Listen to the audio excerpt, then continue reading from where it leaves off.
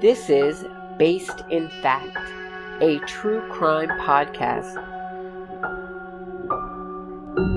Join host Lisa O'Brien as she examines America's most infamous true crime cases through the lens of the court, not the court of public opinion.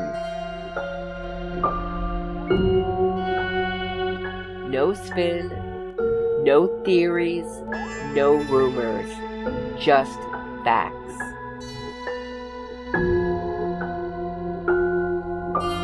Here's Lisa O'Brien.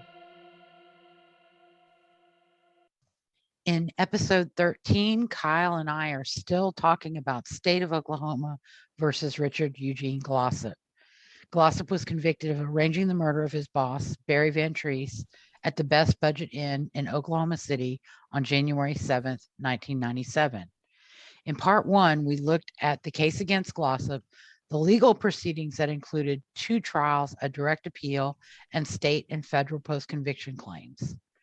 In part 2, we'll talk about Glossip's bid for clemency, his 2015 execution dates, his challenge to Oklahoma's use of midazolam in its execution protocol, and the September date that did not go forward because of a drug mix-up.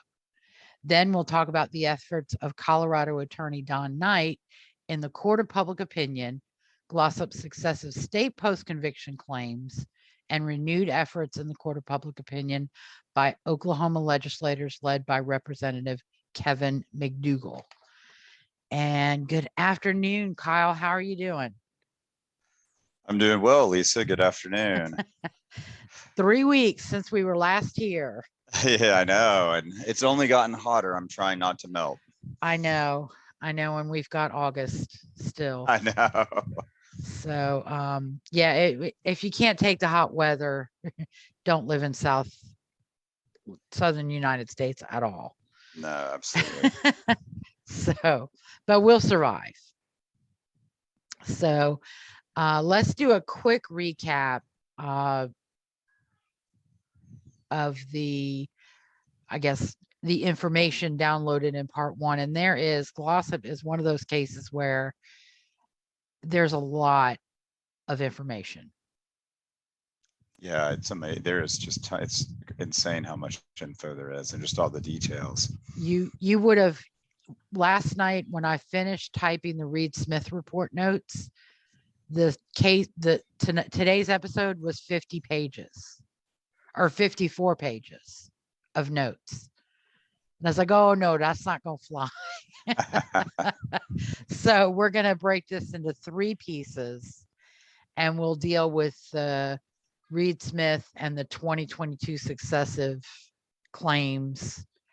We'll kind of preview the successive claims because there's still a response by the state that's got to be filed. And there's still, the Oklahoma Court of Criminal Appeals has to decide whether it's going to let Glossip develop any of these claims. So we'll talk about that a little bit toward the end of the show and then a little bit more next week or in 2 weeks. Excellent. So anyway, the case started really on January 6, 1997, when motel owner Barry Van Treese discovered a $6,101.92 shortfall at the Best Budget Inn, which was being managed by Richard Glossip in Oklahoma City. At that time, Van Treese told his wife that he intended to ask Glossip about the discrepancy.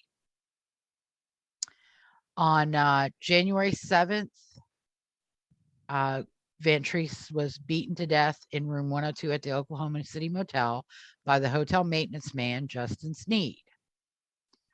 He had come there the day before to deliver paychecks to employees and pick up money for deposit from the motel, not only in Oklahoma City, but he traveled to Tulsa and then came back to Oklahoma City. Now, the plan apparently was to start renovating rooms. Van Treese also intended to go through room by room with a notepad to see what was going on with all of the rooms in the motel. And that may have been a cause for concern for Richard Glossip, as well as the shortfall in the money, missing records. I mean, there were a lot of issues going on under Glossip's management of the motel. On January 8th, on January 7th, about 10 o'clock is when Barry's body was discovered. January 8th, Glossip was questioned and released. On the 9th, he was arrested carrying $1,200 days after being paid $429.33. Investigators say he began selling belongings and telling people he was leaving town after being questioned by police. He disputes, he says he wasn't leaving town. He was just going to leave the motel. Well, if you didn't do anything wrong and you weren't doing anything wrong before, why would you want to leave the motel after the owner's murdered? Yeah, exactly. Doesn't strike me as, something an innocent person would do. On January 14th, motel maintenance man Justin Sneed was found and arrested in Oklahoma City. He'd gone back to work with the roofers he had come from Texas with. And he was also arrested. He was carrying about $1,600. So my notes say $1,700, but I just copied this from an article. So I'm plagiarizing somebody else's work because it was a nice, neat summary. Right. June 1998, Sneed testified and told an Oklahoma County jury that Glossip feared for his job and promised Sneed $10,000 if he would rob and kill Van Treese. Jurors convicted Glossip and sentenced him to death. Sneed had made a deal, but it's not really a sweetheart deal. I mean, it's portrayed as a sweetheart deal because he avoided the death penalty, but he pled guilty to first-degree murder, and he got life without the possibility of parole. Yeah, so the only thing the death penalty was taken off the table, but That's he's the still only, that was not the getting only, out of prison. right? The only real benefit, and I have to say, Justin Sneed pled guilty. He admitted to what he'd done. He admitted to the full extent of what he had done. He didn't say we got in a fight. He tried to sexually molest me, or he didn't defame Barry Van Treese. He said, I went in the room, I beat him to death. It was first-degree murder. I'm guilty. And that's, that says a lot, I think, about him. And for all the later attempts to besmirch his character, he's at least man enough to admit what he did, whereas Richard Glossip is not. On July 17, 2001, the Oklahoma Court of Criminal Appeals overturned Glossip's conviction, saying the evidence to support Sneed's testimony was extremely weak and finding Glossip's lawyer ineffective. They also apparently addressed that jurors appeared to have consulted a Bible during deliberations, but their main reason for reversal was the ineffectiveness of Glossip's paid lawyer, Wayne Fornerat, who was just not prepared to go to trial and didn't know what he was doing. And did not give Glossip an adequate defense. At least a basic, basic counsel. So now in 2003, this isn't on the notes, but in 2003, Glossip's new attorneys were advised of destruction of some evidence. There was apparently in 1999, while Glossip's appeal was pending, there was a box of evidence that had been at the DA's office after the trial that was transferred back to the Oklahoma City Police Department. And somehow, whoever did the paperwork said that the appeals in the case had been exhausted and the evidence could be destroyed. We don't know who did that. We know who it was involved with it when it got back to the police department, but we don't know who at the district attorney's office sent it back to the police department. So that's a mystery. It doesn't appear that Glossip's attorneys at the time really felt that there was that anything to make of that. It was a shower curtain that was inside the room. It was a wallet, keys, pair of glasses that were in the room, more likely than not belonging to Barry Van Treese. There were some papers, there was a deposit book, and some evidence that was seized from the car. And so that's going to come into play later, but at the time of Glossip's second trial, it wasn't considered to be an issue. In June of 2004, a second Oklahoma County jury convicted Glossip and sentenced him to death in his attorney's appeal. In January 2008, the Oklahoma Court of Criminal Appeals upheld Glossip's conviction. Glossip pursued state post-conviction claim, which was not granted, was denied by the Oklahoma Court of Criminal Appeals. He went on to federal court and argued multiple issues at federal court. Relief was denied in November of 2008. I think it's actually was a little bit later than that. I think they've got the wrong date on these notes. On July 25th, 2013, the 10th Circuit Court of Appeals upheld Glossip's denial of relief by the district court, finding that his second trial was fundamentally fair and citing trial testimony that showed that the motel books were short and that Van Treese had imposed a deadline for Glossip to straighten things out. There's also, Van Treese may have said, I'm going to call the police. And Glossip is somebody who prided himself on an alleged lack of a criminal record.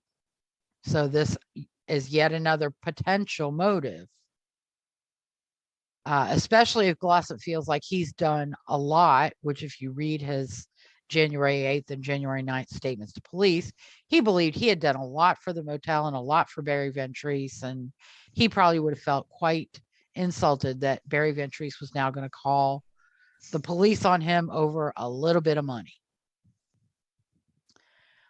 June 25th, 2014, following a botched execution in April of 2014, Glossip and 20 other inmates filed a federal lawsuit alleging that Oklahoma unconstitutionally allows an ever-changing array of untried drugs to be used during executions.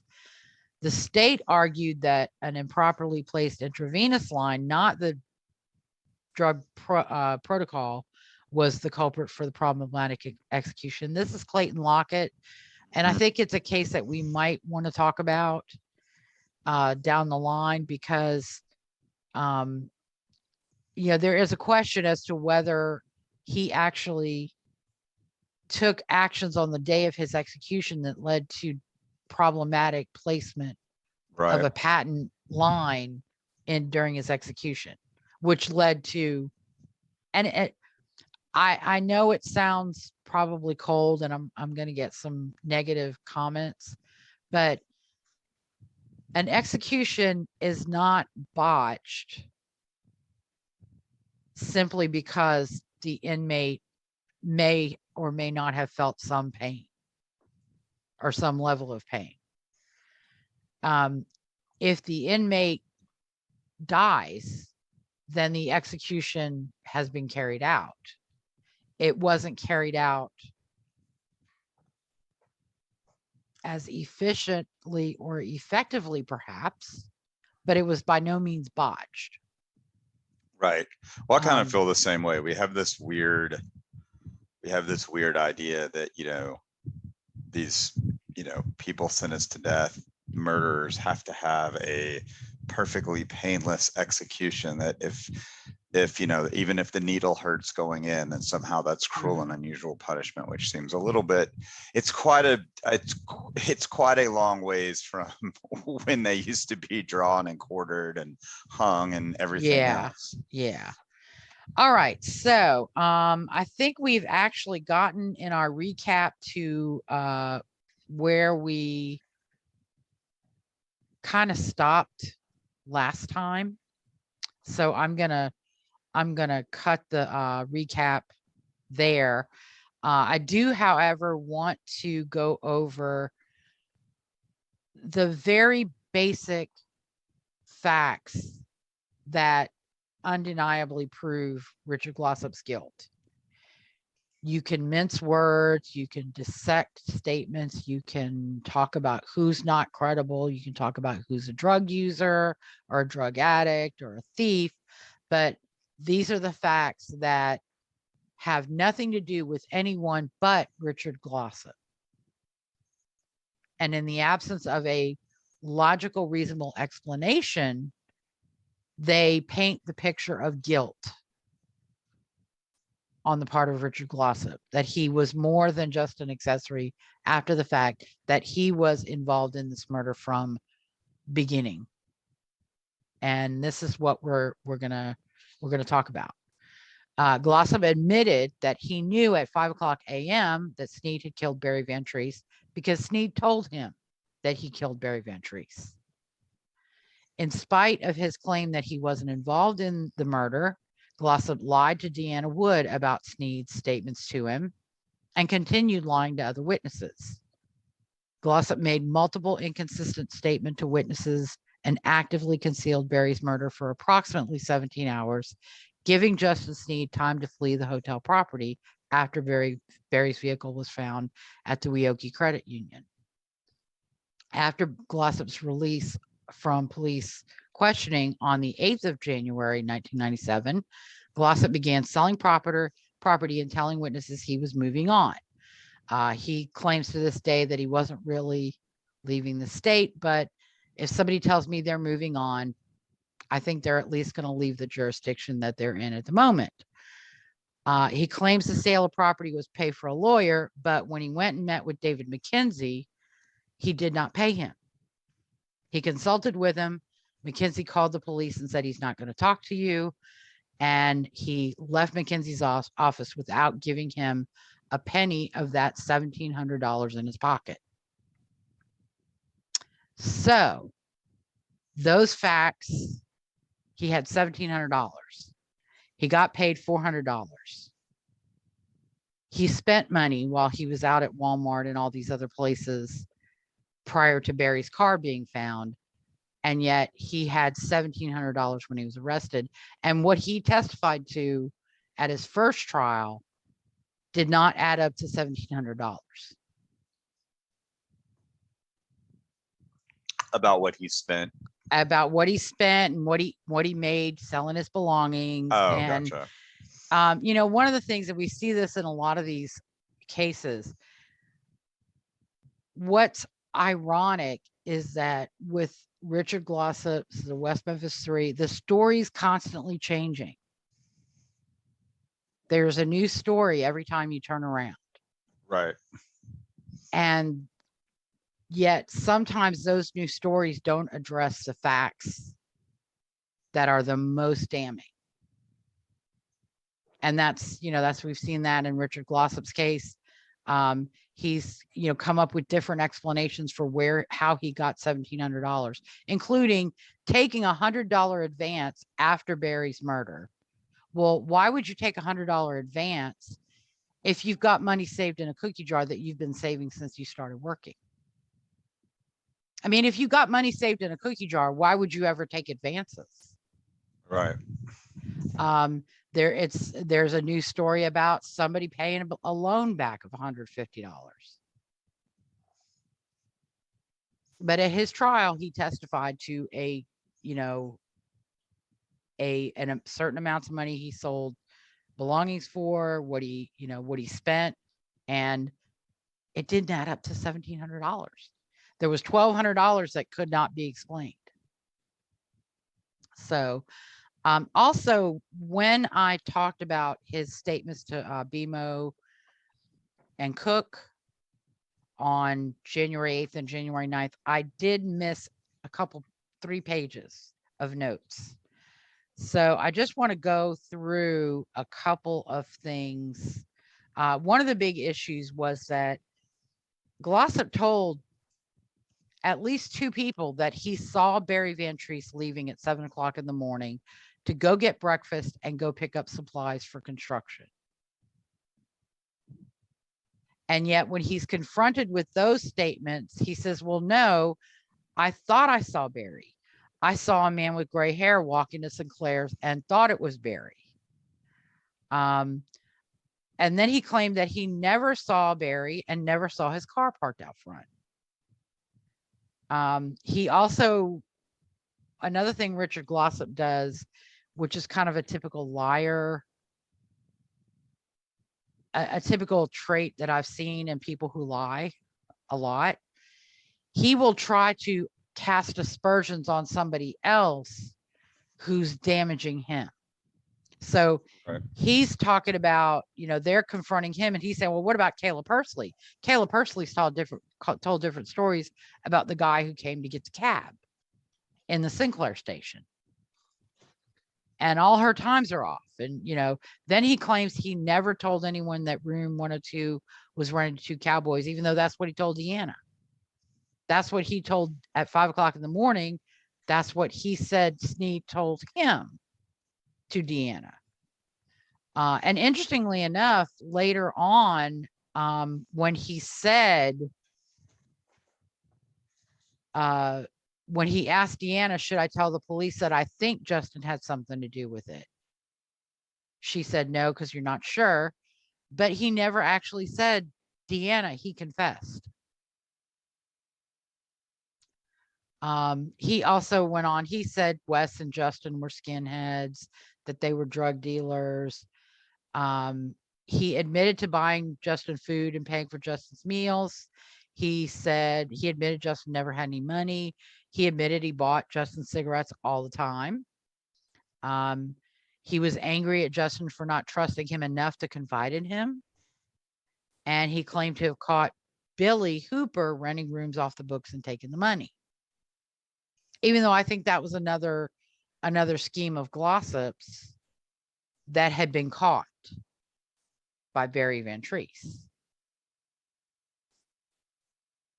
Or by Billy Hooper, who had noticed that the number of rooms rented was never changing, even though there seemed to be more rooms rented than Glossip was reporting. So, and then on the 9th, when he's picked up after meeting with David McKenzie and not paying him, he admits to police that he never should have lied on the 8th. So McDougal's like, nobody could tell us what Glossip lied about. Glossip says he lied. He says his entire statement on the 8th was one big old lie.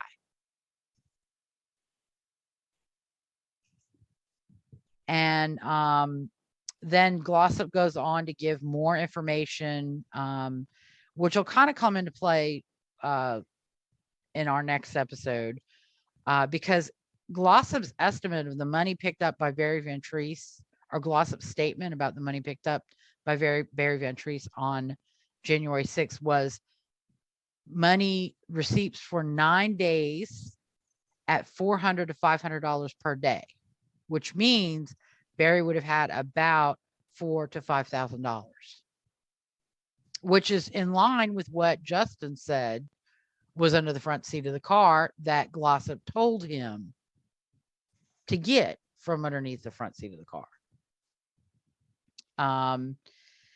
And, he still tried to say this was all Justin and that I just didn't talk about it because I was scared of losing Deanna, or Deanna told me not to. But I mean, Glossip gets this confession. He knows his boss has been murdered in room 102, and yet he goes back to bed and goes to sleep and tells Billy Hooper to wake him up at noon. Right. Yep. And then he goes to Walmart and goes, buys some glasses and buys Deanna a ring. And, those aren't the actions of somebody who had nothing to do with this. No, exactly. So, so this is basically, Glossip he did have his execution dates set. I'm sorry, I'm getting, my notes are mixed up now. Okay. So Glossip did have an execution date set when his federal habeas claims were denied. And that's how it goes. That's how it works. And the initial date set was the 29th of January 2015. Glossip did file a petition challenging the lethal injection protocol by the state of Oklahoma using midazolam as the first drug. And the allegation is basically that midazolam is not enough to render an inmate insensate during the administration of the next two drugs in the protocol. That's the long and short of it. He filed that awfully late, right? Because his execution date was the 29th, and he filed that motion on the 13th. just correct. a couple of weeks. Correct. And his execution date was set October 27th, 2014. So yeah, that was pushing it a little close. And it on the 28th of January, and a stay of execution was granted by the U.S. Supreme Court when they granted the writ and agreed to hear the case. So oral argument was set for April 29th, 2015. And there had apparently been a federal district court decision, but I didn't document the entire history of this because there's a lot and it gets very confusing. On June 29th, 2015, the U.S. Supreme Court affirmed the district court decision and held that the petitioners had failed to establish a likelihood of success on the merits that the use of midazolam violates the Eighth Amendment. The state of Oklahoma issued a new order setting his execution date for the 16th. Also in October, Glossip had a clemency hearing because he did have that January date. And his request for clemency was denied by the Oklahoma Pardon and Parole Board. If anyone out there has a link to video of the entire hearing, including Glossip's interview, I would very much appreciate it. I've looked and looked and looked online and haven't found it.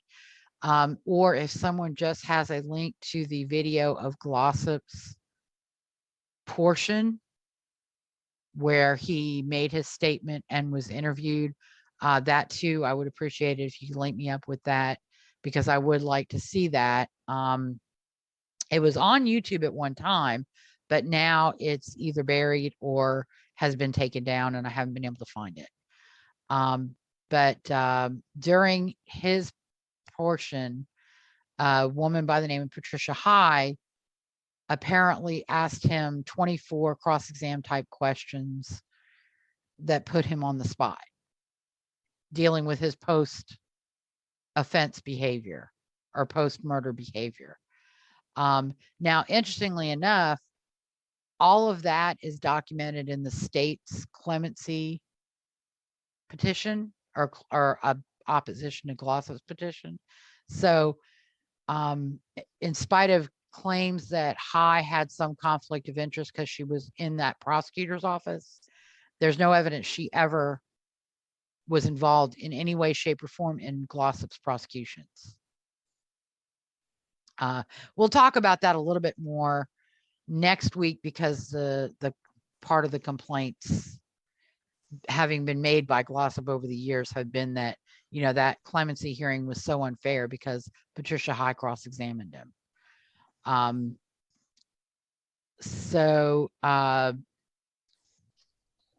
Again, I've got notes, and I think I'm going to post my notes because there's a lot of information about the facts in the case. The state provided a formal opposition, and they laid out the evidence against Glossip that he actively concealed and deflected attention from Barry's body and crime scene. He possessed proceeds from the car. He had a strong motive. And I think he had multiple motives. I don't think it was one thing or the other. There was the allegation of embezzlement. which according to William Bender's testimony, and they've never shown any reason why William Bender would have lied about this. Bender had no bones to pick with Glossip. Barry told him that he had given Glossip until he got back from Tulsa to come up with the money, that he had given Glossip a week to get the book straightened out and get the paperwork that was missing found and to Barry Van Treese. And if he didn't do that, Barry was going to call the police. There's also the condition of the rooms. 24 rooms in that motel were uninhabitable because of issues with the heaters, with the plumbing, with the fixtures, with the phones. And there were rooms that were supposed to have been renovated that had not been renovated by Glossip outside He might have just been pocketing the money. Exactly. And I think that's what happened. I think Barry Van Treese, in the several months during the fall where he wasn't as attentive and wasn't visiting as much, I think Glossip said, "Oh, Barry, I'm going to fix up this room. I'm going to take $200 from the receipts for today." And Barry's like, "Okay, fine." And then Glossip pocketed that $200. I think Glossip was running rooms off the books. That his brother was there dealing drugs, even though people didn't think Glossip was involved. I think Glossip was involved, and I think Glossip was probably getting a cut of that as well. But he and Deanna were just spending the money because it was, easy. And when he wanted more money, he just stole more money from somewhere. Yeah.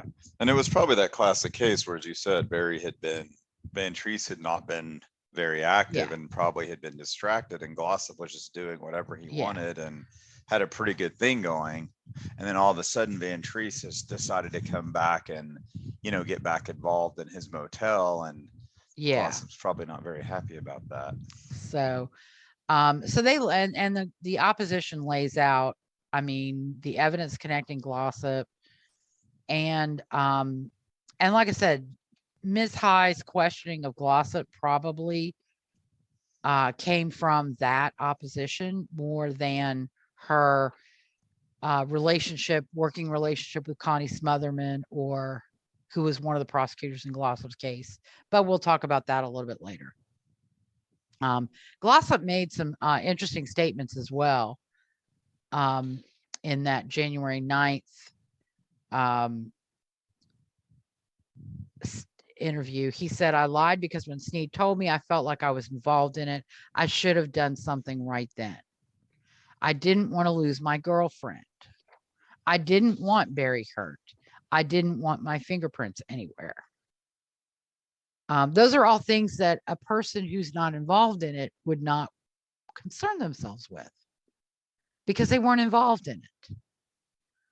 But, I guess that's just how Glossip's mind works. Probably because he's a manipulator and a con man. That's how his mind works. So clemency was denied. On August 28, 2015, the Supreme Court dismissed a challenge to the use of midazolam. That's kind of weird. Sorry. I might have a mistaken date in there. So I've got notes about the challenge that was filed, and we talked about it a little bit with Amy Kingery about the challenge to the Oklahoma lethal injection. That has been finally decided. In June of this year, the U.S. District Court judge rendered his opinion after the trial in February and March. I'm not going to, again, I'm going to post my notes, but I'm not going to go through everything. But basically, he found that the claims that survived motion to dismiss and summary judgment, that the petitioners, Glossip and the other inmates, had failed to prove their claims. He also made some specific findings regarding the execution of John Grant. Basically, there are allegations that the use of midazolam caused John Grant to suffer during his execution, and the judge found that based on 2 anesthetists who were witnesses for the state and who observed John Grant's execution, that that was not true. Grant was observed with a rocking boat motion in his abdomen and chest, which is not observed in conscious people, or not a movement made by conscious people. That he experienced airway obstruction, likely caused due to the high dosage of the midazolam, that he made no purposeful movements, and that his passive loss of gastric contents was likely due to his substantial food intake during the hours before his execution, and the fact that he lost muscle tone while, under the effects of midazolam. And retching and vomiting are potential side effects. And anybody who's had an outpatient procedure, what do they tell you? Midnight, the night before your procedure, no food, no beverages, Right. no intake of anything, except you can take your medications with water. Exactly. I mean, I had in June of last year, I had a little procedure, and I couldn't eat or drink anything. I went to bed at 11 o'clock just so I wouldn't be tempted. And I took my pills with water that morning. I couldn't have a Diet Coke in the morning when I got up. I went to the hospital because they gave me, they give you I think it's Versed is the one that they gave me. Okay. But it's similar. It kind of, you get drowsy, but you don't necessarily lose consciousness. You're kind of aware of what's going on, but you don't feel pain, and you don't feel the effects of whatever procedure you're undergoing. And that's because it acts on your central nervous system and interferes with pain signals and things like that. So basically, he found that the adverse reactions occurred after Grant was insensate, and that he, his execution was not, quote, botched, as they call it. Right. So that's basically the judge's decision. And it's important to note that in spite of what the defense bar will tell you, there's never been a finding by the U.S. Supreme Court that any execution is cruel and unusual. I know Stephen Breyer tried to push that narrative. Prior to him, there was Justice Brennan and Justice Marshall, who also, any death penalty appellate denial by the U.S. Supreme Court resulted in memorandum opinions similar to Justice Sotomayor's opinion in Rodney Reed versus Texas.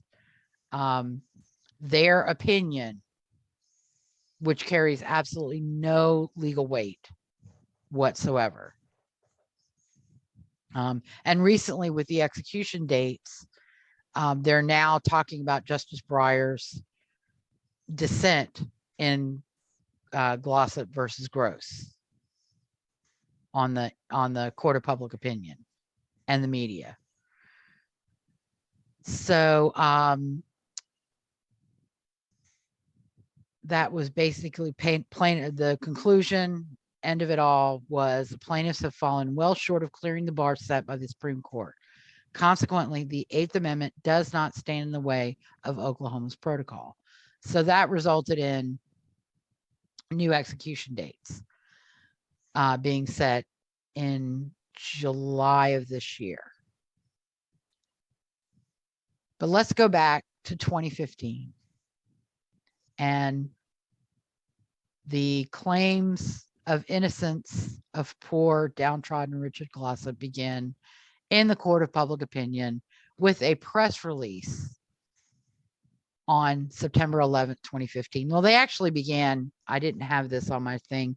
They actually began in July of 2015 with a press conference by Don Knight that he is now coming in and he is going to prove Richard Glossip is innocent, because God damn it, Richard Glossip is innocent. And he's going to prove it. And he's not going to criticize the defense attorneys. Well, that'll change. But that is really how it begins. He's seeking information now. I would like to know where these people were in 1997. Exactly. When the case was initially investigated. Or in 1998, when Richard Glossip was initially tried. Or in 2004, during Richard Glossip's second trial. Because these people apparently had very important information that the jury should have known about. But I digress. They never think, it's just like just like who was the lady in the the Adnan Syed case who had all this critical exonerating evidence and didn't Asia bring it up McClain. for 15 years. Yeah. Asia McClain. Yep. So the press release on September 11th, scheduling a press conference on September 14th, 2015. Basically, the points made in this press release were Dr. Richard Leo, who believes that you can't rely on Justin Sneed's statements because Sneed was pressured to implicate Glossip by police. He was fed details by police. He adopted the detective stories that Glossip was the mastermind. Not that he knew anything about the crime. You know what I mean? Right. That they had new evidence that proves Sneed's statement was coerced, which is Richard Leo's opinion. That investigators presumed Glossip's guilt and sought to pressure and persuade Sneed to implicate him. That investigators lied to Sneed, saying multiple witnesses implicated when only Glossip brought his name up. Well, but they didn't lie to him about Glossip bringing his name up. They didn't lie when they said Glossip's putting this all on you. That wasn't a lie. But again, and this is all from Richard Leo. And in the defense's eyes, even though they just know because of Richard Glossip's inconsistent statements about Barry and claiming that he saw Barry after Barry's been dead for 3 hours. And then say, no, I didn't say that. Oh, wait, I didn't mean that. Oh, wait, I got confused. When they know he had something to do with it. And he tells them Sneed said he did it, that they still should have been canvassing the motel and talking to everybody that was at the motel and trying to find somebody else who killed Barry Van Treese. Because this is the weird thing about the story changing. Sometimes it almost seems like they're trying to prove Sneed didn't do it.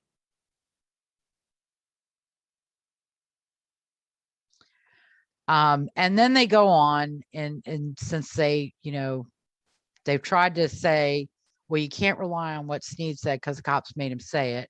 Now they go to Sneed's character and falsely claim that the crimes he was convicted of involve moral turpitude, which is not true. They say Sneed was addicted to methamphetamine, that he broke into cars and rooms at the motel to support his habit. They have a drug dealer named Richard Barrett who says Sneed used often and brought stolen goods to pay for drugs sold to him by Glossip's brother Bobby. Barrett's affidavit says Bobby Glossip dealt drugs out of room 102 and Sneed was in there often. Barrett said he only saw Glossip when he came to room 102 to tell them to quiet down. If he was trying to clean up the motel and keep the drug dealers and the prostitutes out, he should have been at room 102 telling them to get the fuck out. Barrett said he saw no evidence of Glossip's alleged control over Sneed. But he never said he saw Sneed and Glossip together. His observations of Sneed's behavior say Sneed was addicted and tweaking all the time to methamphetamine. But he wasn't at the motel on 1797. And then they also brought in some hearsay from Sneed's mother or grandmother that Sneed was addicted to methamphetamine.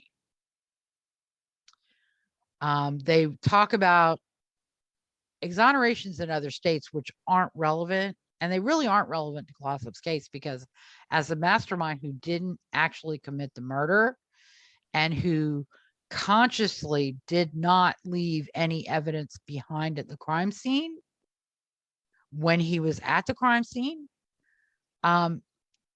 there's not going to be any physical evidence either tying him to the murder or any testing of physical evidence that's going to exonerate him.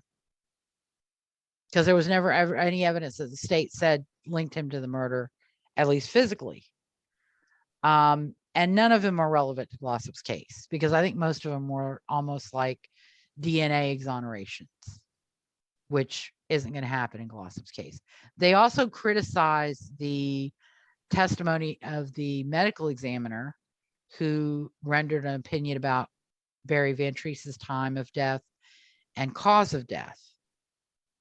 And this was based on jurors who spoke to Fox 25 and said that they felt that they were misled by the ME testimony regarding the time of death. Not a legal, legitimate source of evidence. And it's unclear whether the jurors were from the first trial or the second trial that Fox 25 talked to. Because even though Joe Berlinger didn't realize this when he made the little documentary Killing Richard Glossip, everything that happened in his first trial is irrelevant, because his conviction is not based on anything that happened at that trial, because that trial was reversed. But he sure spent a hell of a lot of time in Killing Richard Glossip talking about that first trial. Then there was a press conference, of course, again, more bluster from Don Knight, going over all this new evidence about Sneed's drug habits and drug addiction, and new witnesses that claim Sneed made statements to them that contradict his trial testimony about his drug addiction, and holding the uncorroborated hearsay statements out as credible and reliable, because why else would these people come forward? That's his basic reasoning. Well, I don't know. They have a bone to pick with Justin Sneed. They don't like him. They're bored. And giving an affidavit, even though it's supposed to be under oath, although a lot of times these affidavits are not signed, they're not before notaries, they're not administered under oath, they're under, quote, penalty of perjury. It's not quite exactly a challenge to get people to do this, but then they won't come into court and testify, because that's when they're sworn, and they're definitely under penalty of perjury if they lie. So, and again, that's the biggest flaw with these court of public opinion cases, is that the side that claims the person who's been convicted is innocent is basically doing that, presuming that everything that they're saying has to be true. Yeah, exactly. Yeah, everything that witnesses say for the defense is absolutely 100% reliable, but then those saying, every witness for the prosecution is unreliable. Right. And Sneed doesn't really have a motive, right? I mean, yes, he's a messed up 19-year-old. I think he dropped out of school in 8th grade. Yeah. He's Glossip. not exactly a Boy Scout, but right. He doesn't have a motive for murder, and he doesn't really have a history of violence. No, correct? He did not have a history of violence. His crimes were, he called in a bomb threat, and that may be why he was thrown out of school. But he has said that that was because a girlfriend convinced him to do it. He broke into a school and stole some computer equipment, and then he and his friends bragged about it and got caught. And then he was writing bad checks in Texas, which is probably why he joined a roofing crew that was going to Oklahoma. Right. And more likely than not, he was trying to make money to pay back the checks and pay the fines or whatever and get himself out of trouble. But he ended up at the motel, and he and his stepbrother, who are probably put together, don't have a full brain between them. They're probably working on about, I don't know, maybe half a brain, a quarter each. So they're not the best decision makers, but he didn't have Doesn't have a history of violence. any history of violence. Glossip reported no incidents where Justin threatened Van Treese, no incidents where Justin was violent toward anybody. No instances where Justin Sneed had, I mean, not even the drug use. He claimed Justin and his brother were drug dealers, but he didn't really say that they were drug users or drug addicts. And he didn't say anything about, he implied that Justin Sneed may have stolen money from one motel guest. But, if you're in a strange city with nobody that you know, and you don't have any money and you're dependent on people for food and cigarettes, etc., you might get desperate enough one day to steal money from somebody if you think it's easy. Yeah, absolutely. Yeah. I mean, little petty theft here and there, which, not excusing it, but that's a big jump from that to but murder. Going into the room, and I think basically what happened is Glossip feared being thrown out. Glossip feared being reported to police. And Glossip wanted to avoid those consequences. He also, I think, told Justin, if I'm out of here, you're out of here, because according to Justin Sneed's interview, the deal that Sneed had for his room at the motel was between him and Glossip. Right. Now, I think it was wrong for Barry Van Treese to have people working for his motel in exchange for rooms. They should have also earned something for their work. However, that's a bad business decision on his part, and was probably done because he didn't want to worry about having to pay taxes. Right. I think that's right.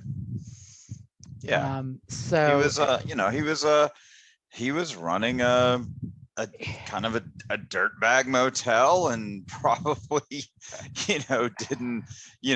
probably in some way did take advantage of some people. But again, that doesn't mean he has a right to be. And I would wonder, given some of the things that have come out in the recent things, I would wonder if maybe Glossip wanted a handyman, but Van Treese wouldn't permit him to hire one.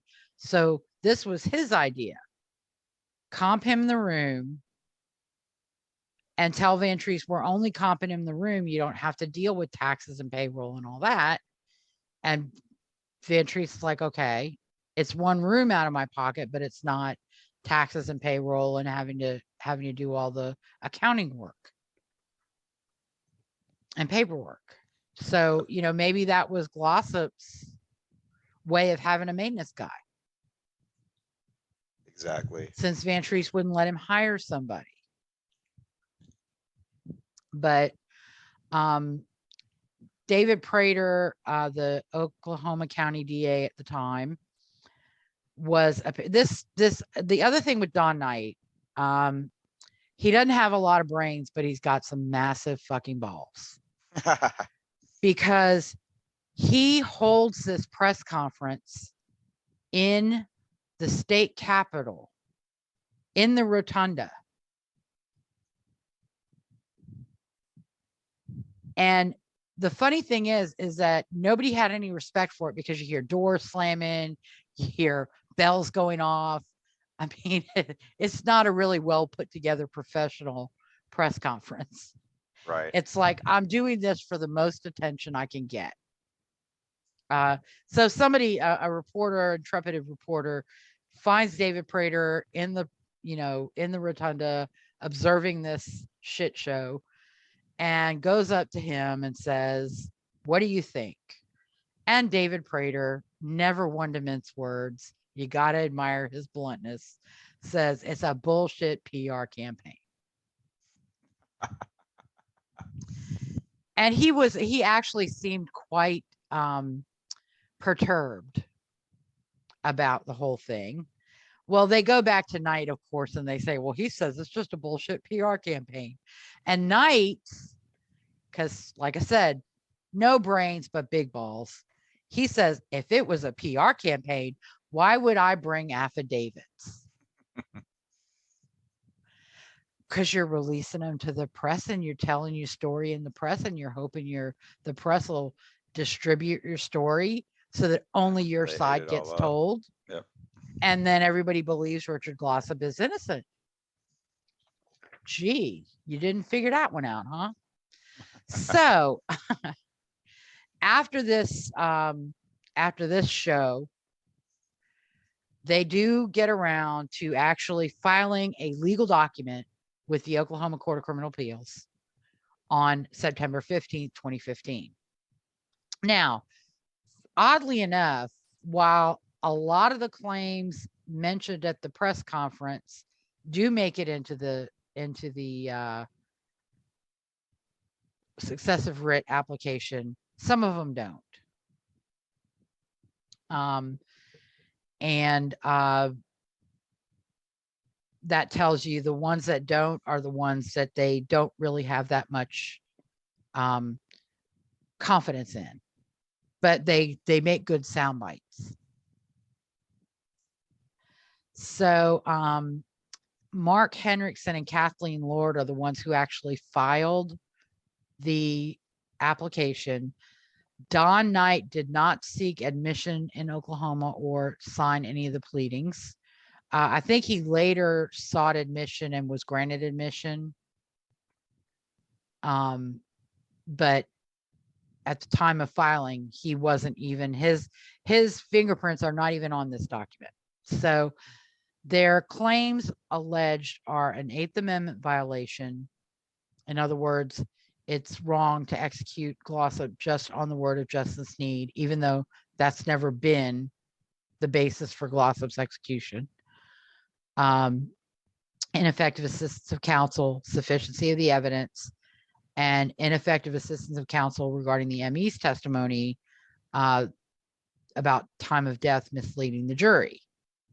So in Proposition 1, they allege they have newly discovered evidence of actual innocence about Sneed's testimony addressing sufficiency of the evidence and death sentence on Sneed's word.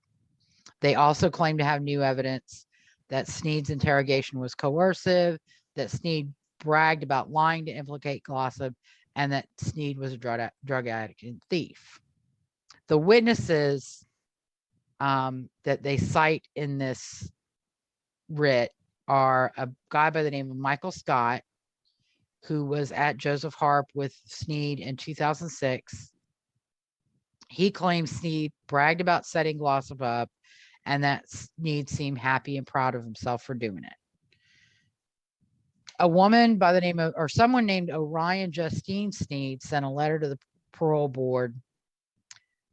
She said she was Sneed's daughter. She said Sneed told her that he was afraid of losing his deal, and he told her he lied about Glossip to avoid the death penalty.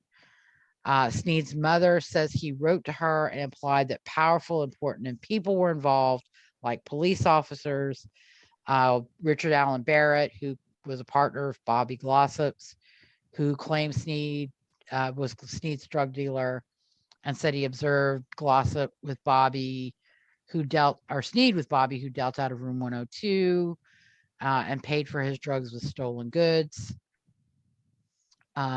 said Sneed stole from occupied rooms and cars in the parking lot, and that he was addicted to meth and always tweaking. Richard Leo, that Sneed's confession was false based on interrogation tactics employed by investigators. And then a guy by the name of Dr. Stewart, who said Sneed's behavior described by Barrett was consistent with that of a violent meth addict. And And the people like Sneed's mother, she says that, but has she ever produced the letter? I mean, has she ever said, here's a No. letter in his No. handwriting that says he did it? No. And later, we will go on that Mama, and they alternately, they seem to, the woman they're talking to, sometimes they say it's his mother and sometimes they say she's his grandmother. So I don't think they know who they're talking to. But yeah, she goes on later to make some statements that are not helpful. And then that Sneed, he also says that Sneed was treated with lithium in jail, which is consistent with meth addiction. Interestingly enough, I mean, Dr. Stewart bases his diagnosis on Barrett's description in an affidavit made 18 years after the fact. Not based on his observations or treatment of Sneed. But I digress. Proposition 2 is ineffective assistance to counsel because trial counsel failed to attack Sneed's credibility by showing the interrogation methods presented a risk of false confession, and by presenting evidence that Sneed's MO was to break into cars and rooms to support his drug habit. Because basically what they want to claim is that Sneed did this all by himself. He didn't do it for Richard Glossip. He didn't do it because Glossip asked him to. He was breaking in to steal money from Van Treese, and he got caught and he beat Van Treese to death. And Glossip was not involved. But they never addressed Glossip's failure to tell police about Sneed's confession, I don't know, at 5 o'clock in the morning when Sneed made it to him. When they're just, I mean, and there doesn't seem to be a reason, there's not a strong motive for him to implicate Glossip, for no reason. Mm-hmm.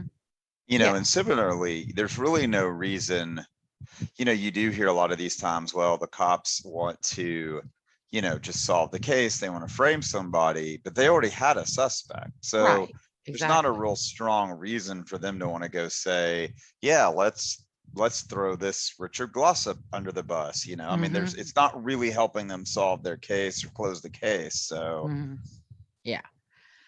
And then their third proposition is kind of confusing. I think this one was just like a spaghetti or shotgun approach. First of all, they claim there was insufficient evidence, but then it appears that they're using the evidence from the first trial, not the second trial. And one of the boldest claims is that the retrial in 2004 violated double jeopardy because Glossip's conviction was reversed from his first trial and he had alleged the evidence was insufficient. They argued Glossip was at most an accessory because Sneed's statement was not corroborated.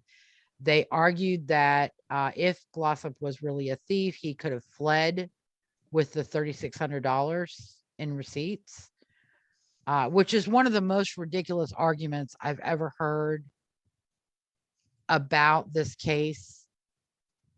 He doesn't want to turn off the tap and go on the run. And that's what would have happened if he'd fled with 10 days worth of receipts one day. He would be on the run because that would be reported to police. That would be highly bad. But what he wanted was he wanted a tap where he could get, if he wanted $200, he could get $200. Right. And he could say he was going to fix up a room, or he did fix up a room, or I think he could con. And I think that's the thing that people don't get with Glossip. He's a manipulator. I mean, when you look at or listen to, or even reading the transcripts of his 2 interviews, you can see he's trying to work the cops. He's trying to manipulate the cops. And there are a couple times they ask him direct questions and he doesn't say yes or no. He starts into this spiel that has nothing to do with what they just asked him. Like saying, Wes and Justin are skinheads and they follow some guy who's like a big Nazi and they're drug dealers. He's trying to throw other people under the bus so that it doesn't run over him. But so that's, he didn't want to take a lot of money and go on the run and be subject to criminal charges. He wanted to steal money and continue stealing money for as long as the tap would run. And then he would move on. And that's probably what happened with the Grand Continental. But we'll talk about that a little bit later. Right. They said Glossip didn't need robbery with Snead to get motel money, but, he wanted Barry dead. And he probably wanted Barry dead for multiple reasons, including that he had gotten caught and he was going to get in trouble. He was going to get caught for not fixing up the rooms that he said he fixed up. And he's going to have to explain where that money went. He had records that he apparently had been hiding, because that's one way of keeping people from figuring out just how much money you might have stolen from them. So that was all coming to a head. And the house of cards was about to get knocked over. Yeah. And personally, I think what happened, I think Barry Van Treese got to the motel. He had a little talk with Glossip. He gave him his ultimatums. He left to leave to go to Tulsa. And I think it was while he was driving to Tulsa that he started thinking about Glossip taking and stealing from him. And one of the statements I read in later things was that Barry Van Treese would tell employees, when you steal from me, you're stealing money out of my baby's mouths. And so I think on the drive to Tulsa, that's what got him angry. And so by the time he gets to Tulsa, now he's angry. And that's what leads him to vent to Bender. And thank God he did. Because if he hadn't, we probably never would have known these things. So, but yeah, he wasn't wanting to rob Barry Van Treese. He wanted Barry Van Treese dead. And that's why he sent Justin Snead to the room with a baseball bat. Right. And said, kill him now. Yeah, and he talks about, his not wanting to lose his girlfriend. And I'm sure that if, all of a sudden he's unemployed with no money and is, or may have gotten arrested, that's probably not going to help their relationship. Correct. And that's another thing too. And this is, Glossip had promised her by the time she was 25, she'd have a Camaro, new boobs, and a baby. She was 23. So he was coming up on 2 years that he needed to provide her with a new car, boobs, and a baby. They claim there's no proof of embezzlement, and new evidence refutes the state's claims about motive, that Snead gave inconsistent statements to police and at the first and second trials, and re-argues the corroboration found by the Court of Criminal Appeals in its direct appeal after Glossip's second trial, claiming that it's insufficient because it does not directly connect Glossip to the crime. Proposition 4 was ineffective assistance of trial counsel, who failed to challenge the misleading testimony from the ME regarding time of death and cause of death, and that new evidence showed the ME's testimony was scientifically false. That's a popular tactic with post-conviction defense bar, is to claim, because you find 3 medical examiners who disagree with the original trial medical examiner's opinions, that the testimony was scientifically false. We've seen it in Rodney Reed. We've seen it in probably other cases as well as Glossip. But it really, when you get down to it, when there's a hearing and those medical examiners testify, it doesn't become so much proof of scientific falsity of the original testimony, but more simply opinions of experts that differ. Right.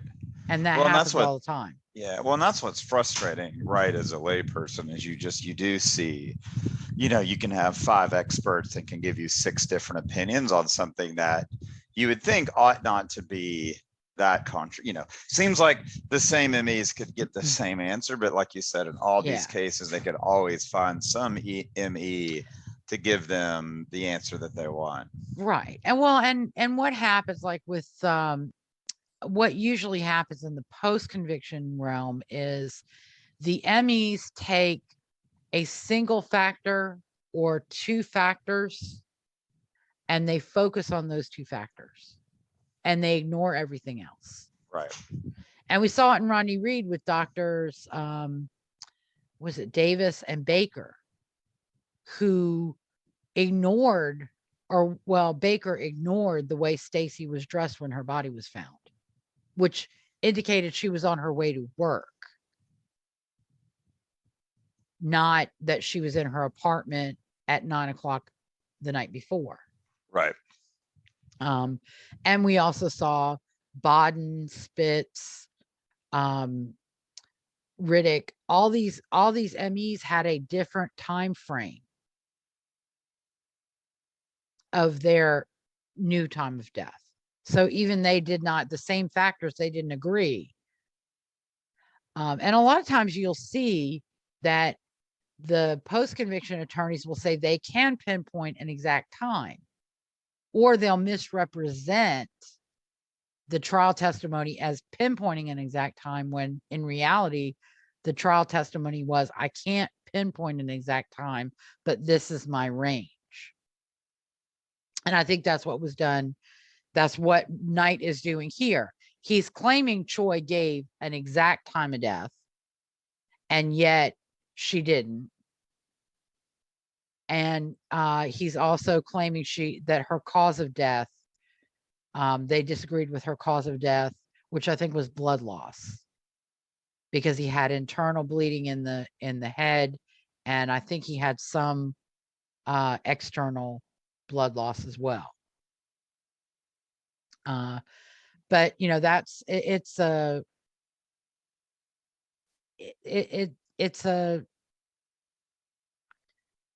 I guess a best guess situation. Medicine isn't a science. It's an art that employs some science, but it's not. Exactly. And science is not the hard and fast answers that people portray it to be. No. Sometimes. So the witnesses for supporting Proposition 4 are Dr. Wygren, Dr. Plunkett, Dr. Bodden, and a woman by the name of Laura Scheil. She gave an affidavit criticizing non-existent autopsy protocols. She was not a medical examiner. She's not a doctor. She's not a medical doctor. She was brought in to run a DNA lab, or set up and run a DNA lab. So I don't really think she's exactly not really an expert qualified to say what should be set up as far as protocols for autopsy. Right. Given that she's not a medical examiner. But that's just my opinion. They also filed a motion for discovery alleging that they needed discovery to establish Sneed's bragging about setting Glossip up, and that is actually innocent. They had attempted to interview 3 other currently incarcerated inmates who were afraid to confirm Sneed's statements, or confirm Scott's statements about Sneed. They were requesting names of inmates released from Sneed's pod and DOC's help to locate and interview those witnesses. They needed Snead's jail medical records to document his medical condition at the time of the offense and interrogation. They believe police had confiscated drug paraphernalia from Snead's room. They needed actual polygraph documents for polygraph that was given to Richard Glossip and was discussed at his clemency hearing, because they had an expert who was going to say whether that polygraph was legitimate or not. They needed additional investigation of the time of death evidence. They needed Snead's psychiatric treatment records, which were in a sealed federal court file that Glossip had sealed. They needed the entire DA investigator's file for Glossip's prosecution and the entire DA file for his prosecution. They wanted supplementation of the court record with the materials that they'd filed in support of their writ. And they argued that the outcome of Glossip's trial would have been different with all this new evidence. That's kind of those are the grounds they have to set out. They filed a motion for evidentiary hearing, and they identified the following witnesses: Hounts, who is a PhD, Bodden, Wygren, Plunkett, Scheil, Barrett, Snead, and Scott. They also sought a stay of Glossip's September 16th execution date. Kathleen Lord, one of the attorneys, Henriksen was a local attorney. Kathleen Lord was a Colorado attorney. She was granted permission to appear pro hoc vice on behalf of Glossip by the court on the 15th. The state filed a response, and basically,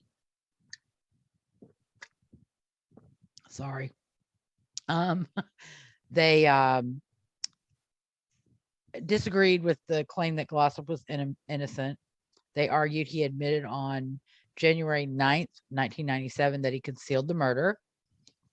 They pointed out he gave 3 stories about when he last saw Barry to Tim Brown, that he lied about Barry to Hooper, Everhart, and Donna Van Treese, that he lied about room 102, that he said Barry stayed in room 108, that he lied about the broken window in room 102, that he appeared to search rooms and grounds after Snead told him Barry was dead, that he provided false leads about the second floor tenants who left without checking out, that he lied to police on the 8th when questioned after Barry's body was found, that he possessed proceeds from the murder. He had $1,757 with no legitimate source, that he had told Snead where to find the money under the car seat, that Wood testified they lived paycheck to paycheck. Because they had an affidavit from Deanna Wood as well, and that may have been part of a later application. Yeah, that was successive. Never mind. They cited as motive that Barry planned to confront Glossip about the shortages, that he planned to audit the books and do a room-to-room inspection of the motel, that there were missing registration cards, that the weekend receipts were missing, which is cash money, that Glossip was allowing people to stay in rooms off the books, and that meant that he was falsifying daily reports, that Barry had told Bender he was going to call the police if Glossip didn't produce money and records. They cited the deplorable condition of the motel with only 24 rooms inhabitable. That 12 rooms had no working heat. I think this motel had, I think we said 40 rooms last week. I think that sounds right. I think that's right. So that, 24 out of 40, that's 16 rooms that you couldn't rent out because they had no working heat, that they had inoperable keys, that plumbing fixtures were broken and filthy, and that the phone systems were broken. They also cited his control over Snead and said Snead did not know Barry, and Snead had met Barry only 3 times. And then they also cited the intent to flee. They argued that the 8th Amendment claim was procedurally barred because the new evidence was not new, that Snead's interrogation could have been investigated and presented before the first trial, the second trial, direct appeal, or initial post-conviction application. that Leo was citing studies of interrogation techniques that have been around or have been researched and documented since at least 1998. And you and I know Leo's partner, Offshay, testified in 1994 on behalf of Jesse Misskelley regarding interrogation techniques and opining that Right. Jesse Misskelley's confession was false. So it even goes back longer than that. Glossip failed to provide a full statement of Sneed that Sneed was adequately cross-examined at trial on the evolution of his statement from his denial to his admission of guilt and withholding of information. And another thing that's interesting with these post-conviction claims, apparently the defense bar for post-conviction thinks that when you're brought in to a police station and questioned, that you tell the truth, the whole truth, and nothing but the truth from the beginning, even when you're being accused of having committed a crime. And in the real world, that ain't the way things work. And there are studies that show that people will try to distance themselves from a crime. They will Right. not say all the facts. They will not admit to doing things that they think are going to cause them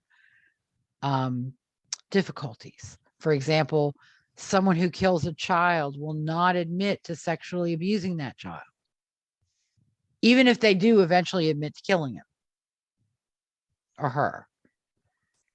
So for Justin C to say, no, I had nothing to do with it. I mean, that's exactly what Richard Glossip did. He said, I had nothing to do with it.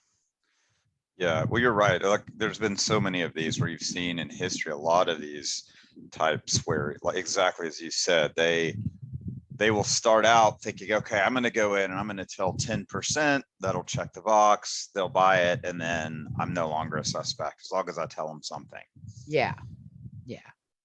And and then, sometimes these criminals are stupid because they will say something thinking I can't get in trouble for it. Right. But well, you said that back in reality, like with Jesse you can. Misskelley. He started out saying, telling him a little bit and then a little bit, and then finally over time, he finally gave the full confession, but he certainly didn't say everything day one or at the first. The state went on to argue that Leo's statement doesn't support Glossip's innocence or that no reasonable fact finder would have convicted Glossip or sentenced him to death because Leo's statement is his opinion about Sneed's interrogation. And, that might have resulted in Sneed's full interrogation being played for the jury. And there's a lot of information in that interrogation that actually does more harm to Glossip than good. So, to say that the defense attorney should have played Sneed's interrogation is showing you didn't watch that whole interrogation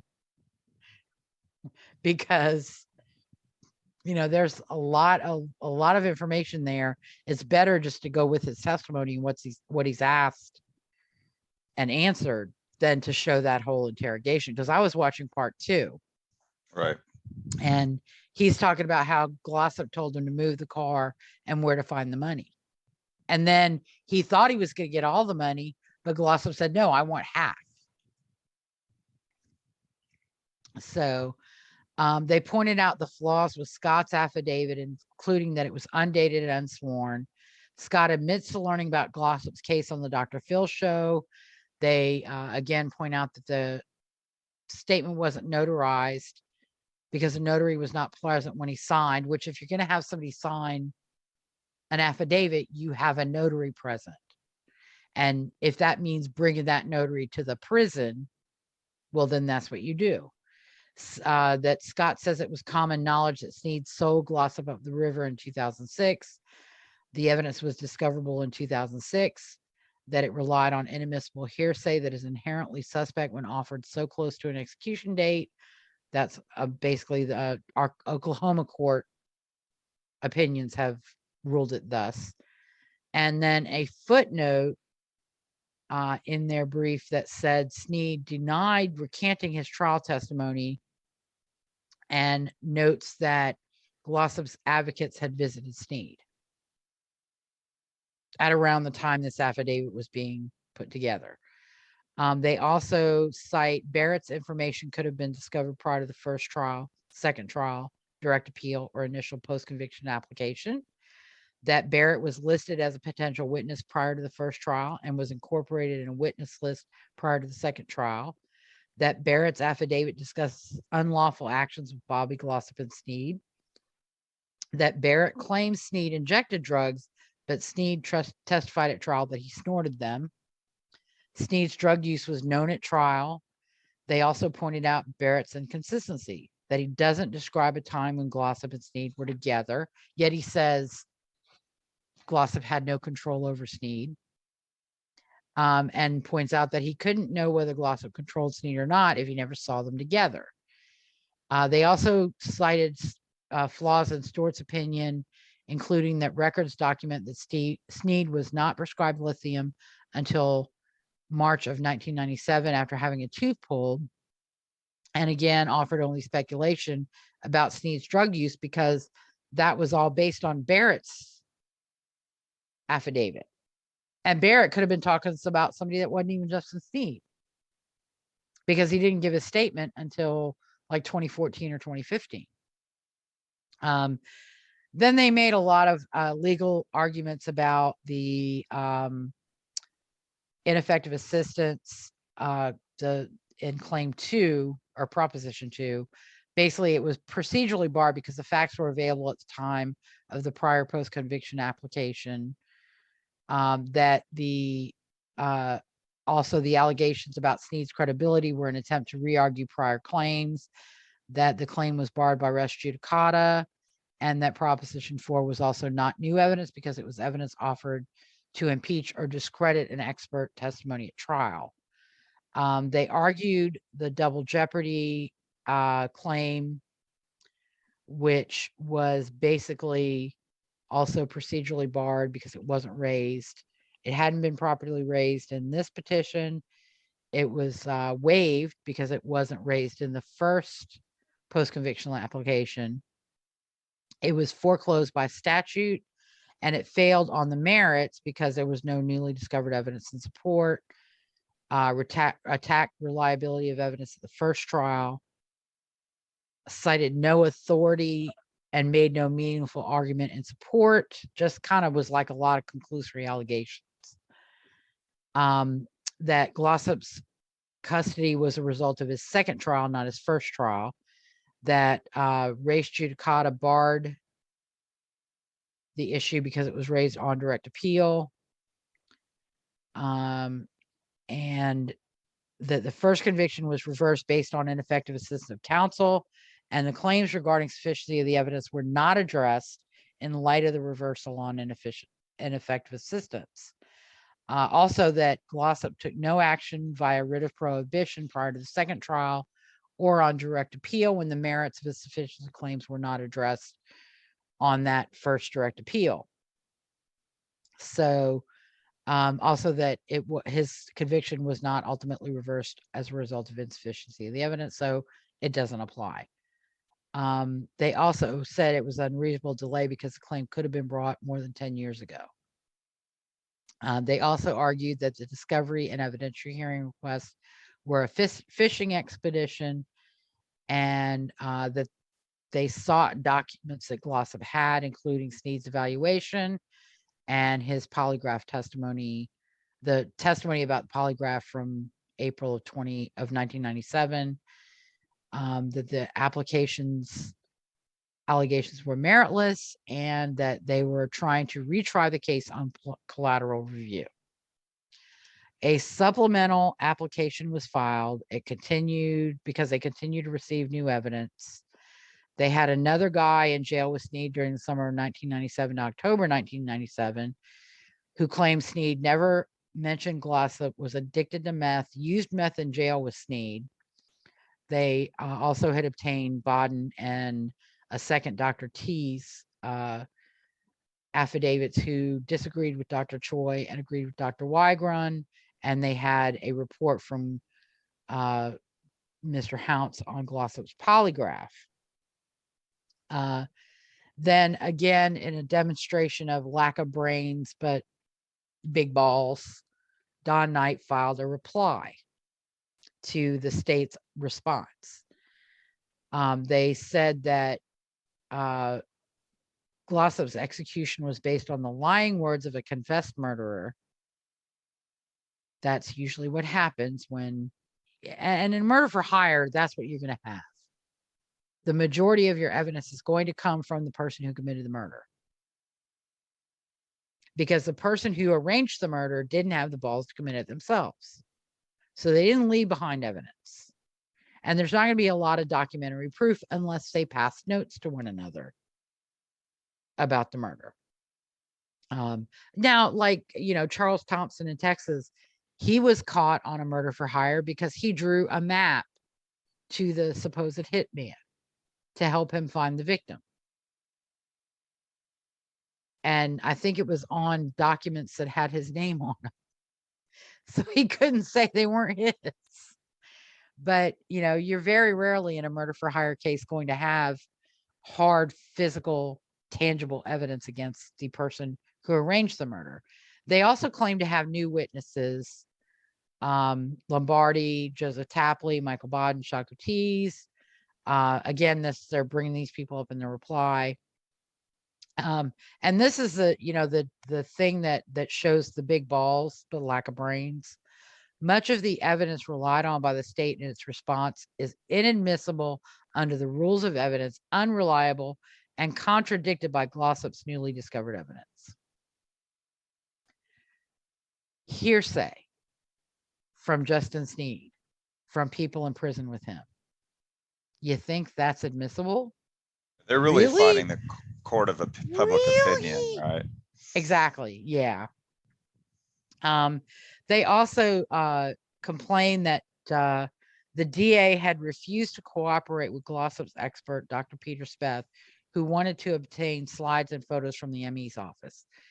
And I think really the slides and photos of the ME's office, the DA has no access to them. And apparently the ME's office was not either could not provide them or did not want to provide them. I don't know. And that may be something that they needed to ask for a court order to get.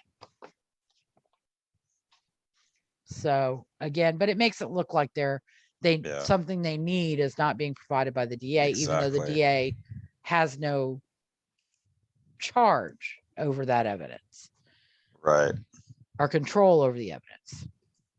So there's also a notice of state's efforts to oppose innocence witnesses, which was definitely solely for the court of public opinion. They complained that apparently the DA's office wanted to talk to Michael Scott, who had by that time been released from jail or prison, and he refused to talk to them, which was not a wise thing to do when he was on supervised release from a charge of DUI and possession in Rogers County. So they basically, one of the problems for Michael Scott was he was on supervised DA's release from this DUI and possession charge that he pled guilty to. He had not completed his community service, and he was behind on his fines because of an alleged medical condition or a medical treatment or injury that he'd sustained that had prevented him from working. So when you're on supervised release like that, and you don't keep up with your fines, and you don't keep up with your community service, the DA is going to arrest you. Right. Can arrest you, can revoke your supervised release, and whatever term you agreed to plead guilty to, whatever prison term is attached to that plea, you could go to prison. You go back to prison. So he was arrested and brought in by Claremore officers and questioned by Prater, and said he felt intimidated, coerced, and in danger. And then he was eventually released on $500 bond. So what could have happened didn't ultimately happen. And then Joseph Tapley had refused to talk to Prater, and a warrant had been issued for his arrest. Well, they have a right to talk to your witnesses, dude. Especially, Tapley, who said he did meth with Justin Sneed in prison. And that when they were talking, Justin Sneed was high. So, that's something I think the DA would probably want to talk to him about. So that was, the indignance. And then on the 23rd of September, Mark Olive and Don Knight filed motions for permission to appear pro hoc vice. The state filed a response to the supplemental application on the 24th. Again, they argued that the evidence being presented was not truly new. They had that Glossip's counsel had failed to show that Tapley could not have been discovered sooner, that Sneed not mentioning Glossip's name could have been discovered before the first trial, that Sneed never told Tapley he acted alone, that Tapley's affidavit was not clear and convincing, that his record of grand larceny, concealing stolen property, and falsely impersonating another were all crimes that impacted his credibility. Also, initially as well, I forgot to mention this, a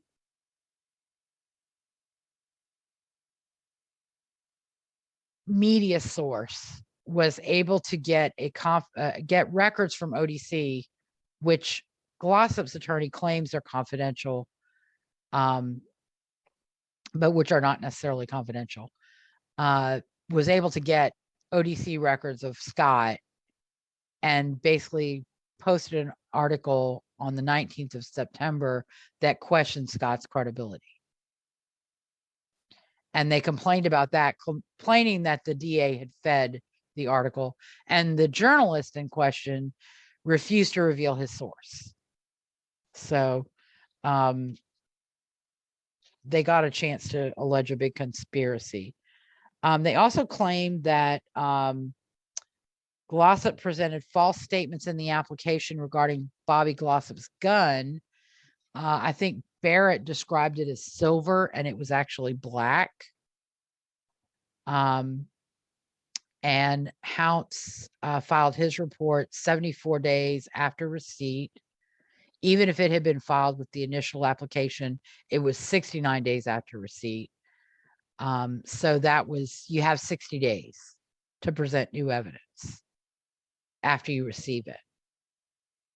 And they argued that Glossip had not been reasonably diligent in obtaining information about his polygraph, which was testified to at his 1997 preliminary hearing. And their argument with the polygraph is, unless we can see the charts and the questions and the reports, then we don't know if the polygraph was even legitimate. So you can't say Glossip failed a polygraph if you can't prove that a polygraph ever happened. Even though Glossip says he took a polygraph and he was told he failed. But, that's one of those things. It's like, if you can't present a report, it didn't happen, which is ridiculous. On the 24th, an order allowing Kathleen Lord, Mark Olive, and Don Knight to appear pro hoc vice was entered. They filed a notice withdrawing footnote 5, which I think was to do with the gun, after it was pointed out that it was Barrett claimed a silver gun when in fact Glossip's gun was black. Yep. But and that's interesting too, because a lot of times, as we saw with Benka, sometimes they'll double down and say, no, it was silver. but they at least had the nerve to admit that they were wrong there. On the 28th, there was an order filed by the Oklahoma Court of Criminal Appeals, which denied relief, denied discovery and the hearing, and denied stay. Unfortunately, for some reason, that order was misscanned, and so you cannot really get a good copy to see exactly what grounds were and what the dissents, because there were I think 2 judges who disagreed, but it was misscanned, and some of the early pleadings are also kind of misscanned, which makes it difficult to read. Their mandate also issued the same day. Glossip's attorneys on the 28th filed a reply to the state's response to the supplemental application, even though the entire thing had been denied, arguing that the state sought execution based on the words of someone who wasn't credible, that Snead was a proven liar, a drug abuser, a thief. He had a criminal record that involved crimes of deceit, which is false. They argued that he had given an interview to the Frontier with even more inconsistent statements. They provided a document put together they called Snead's 8 Stories, and they sought to vacate Glossip's September 30th execution date. They also filed a request for rehearing, alleging that important questions had not been considered by the court and that they should reconsider in light of Glossip's reply to the state's response to the supplement to successive application. Again, they argued Snead lacked credibility, that he lied to the Frontier, that his 8 stories were compelling, and that the state had mistreated Glossip's witnesses. The state argued in a motion to strike that requests for rehearing are not allowed post-conviction, and on the 29th of September, the request for rehearing was denied. And again, after all of this, Snead has never changed his story. He's always maintained Glossip had him do it. In his statements to the Frontier, he basically, stuck with his story at trial that Glossip wanted Van Treese dead and got him to kill him. There, a lot of times, people may give interviews later that have discrepancies, but what you really have to look at is whether the discrepancy in what they say is material or not. For example, if he says he was wearing a black shirt the night of the murder and the shirt that was recovered was a white shirt, that's not a material discrepancy. Right. He just believes now that the shirt was black instead of white. So that's, and if he now believes that there was some exchange between him and Van Treese, even though there never was, or he never mentioned it, again, and sometimes it's funny because trial testimony is based on the questions being asked by the prosecutor and or defense attorneys. So something that you didn't mention to police may be because it wasn't a question that they even asked you. Right. And that is, that's true. And the same applies in post-conviction. So 2020, they go back to the court of public opinion, even though apparently during 2017 and 2019, they're still getting witness statements and they're still getting affidavits and declarations from people, but they haven't filed any. They just kind of go because of the issues with Warner's execution and the issue with drugs that ultimately led to Glossip's execution being stayed indefinitely, and Oklahoma reworked their protocol, et cetera, et cetera. And then as soon as Oklahoma had a protocol using midazolam, the inmates filed a new challenge, which is what we talked about a little while ago, kind of out of order. So they didn't file anything, even though they're getting this new information. They didn't file it. Right. Okay. So they know it's not going to fly in court. They know they're not going to succeed in court. The only thing they have is court of public opinion to get people worked up thinking that an innocent man is going to be executed. So they claim their innocence investigation continues. So they're not doing this objectively. They're looking for information that proves Glossip innocent. Not letting the chips fall where they may. Then they start arguing. He's basically this letter, which he released to the press. It's basically just for court of public opinion. They argue prior practice of the Oklahoma District Attorney's Office. They cite, I think, where former district attorneys lost their licenses for failure to provide evidence to defendants. Which is not, nobody involved. Smotherman and Ackley hadn't lost their licenses, hadn't been found to have done anything wrong in any case they'd ever prosecuted. But these other prosecutors had, so they bring that up. It's irrelevant. Right. It's just stuff. They want witness interview notes from both trials, and they cite wanting them for Jackie Williams and her daughter, Catherine K. Timmons, because there's apparently a dispute. Or at one point, a report of an officer at the motel that evening says Jackie Williams told him, Sneed told her not to clean the rooms. But when she's interviewed by the DAs prior to the first trial, she says Glossip told her not to clean the downstairs rooms. So they want notes from the DAs, or interview notes from police and DAs. And they cite other again, they cite irrelevant cases of misconduct involving the DA's office that have no bearing on Glossip's case, because they don't involve any of the DAs involved in Glossip's case at either first trial or second trial. David Prater, he doesn't respond to that. And he has no duty to respond to it, because there's no legal action going on. And this is all stuff that could have been done prior to the first and second trial. This is all stuff that's more likely than 20 not, years later.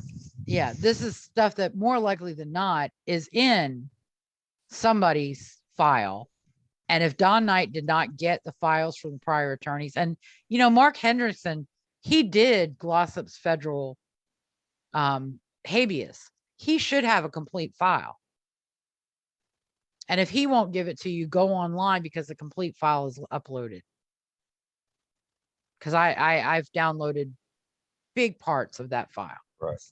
My Pacer bill for the last 3 months was $96 because I have downloaded so much from Glossip's So much stuff from it. So yeah, because Glossip's federal habeas claim came at a time when they were e-filing everything.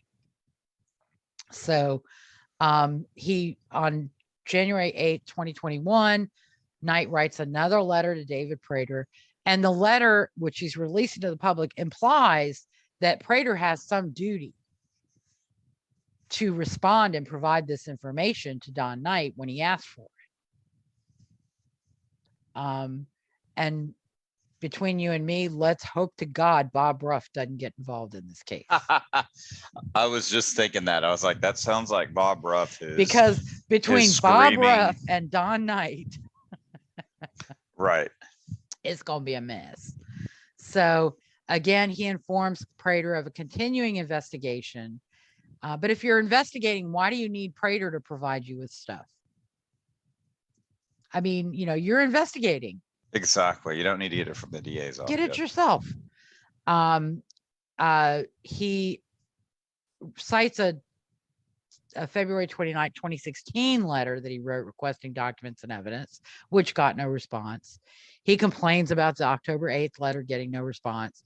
He requests interview notes for Ricky Great, which I don't know who that is. BMO interviewed him on April 21st or April 22nd, 1997.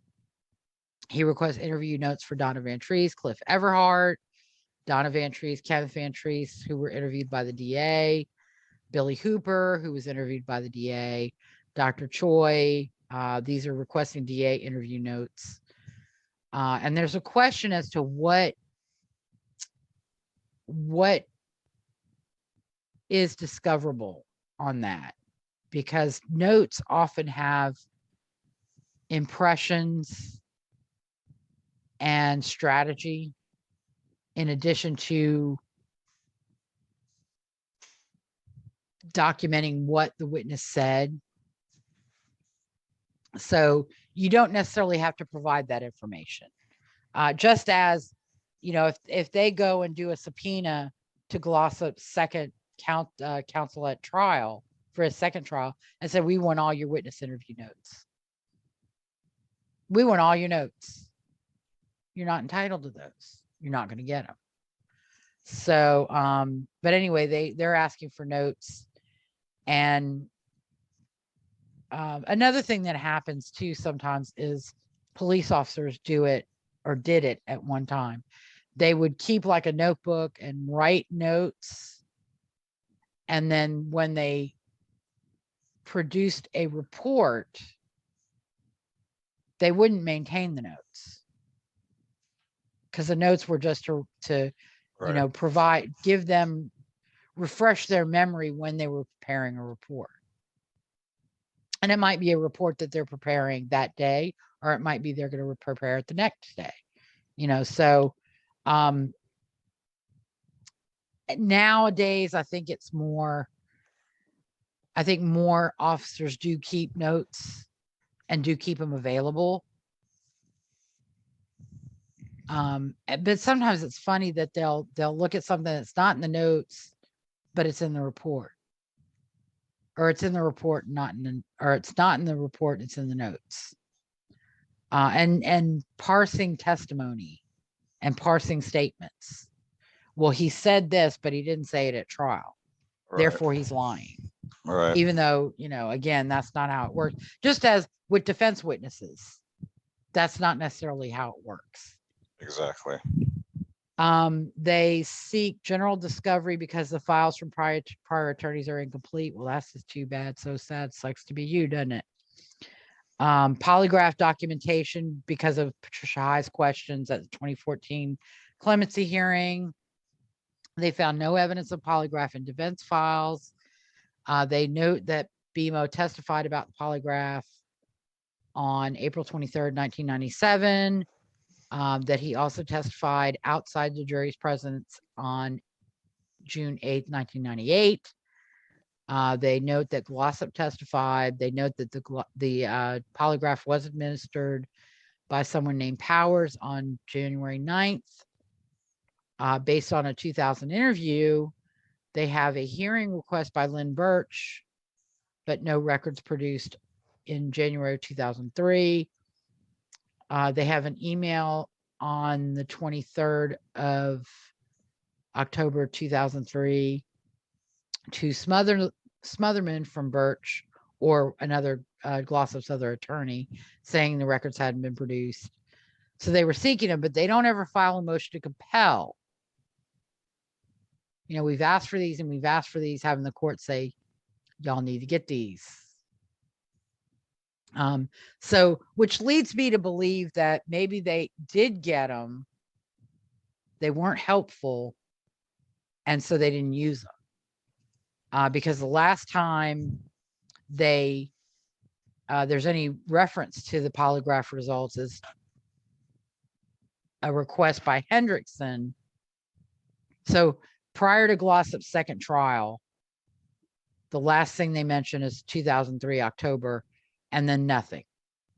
They don't file a motion with the court to compel or to seek the court to order the prosecution to provide the polygraph. which again suggests that the polygraph was provided. Then Henriksen requests it in 2014, but he didn't file anything seeking it when it's not produced. And Knight implies that the absence of documentation impugns the reliability of the claim that Glossip failed. And they also request documentation for polygraphs administered to Wood and Sneed.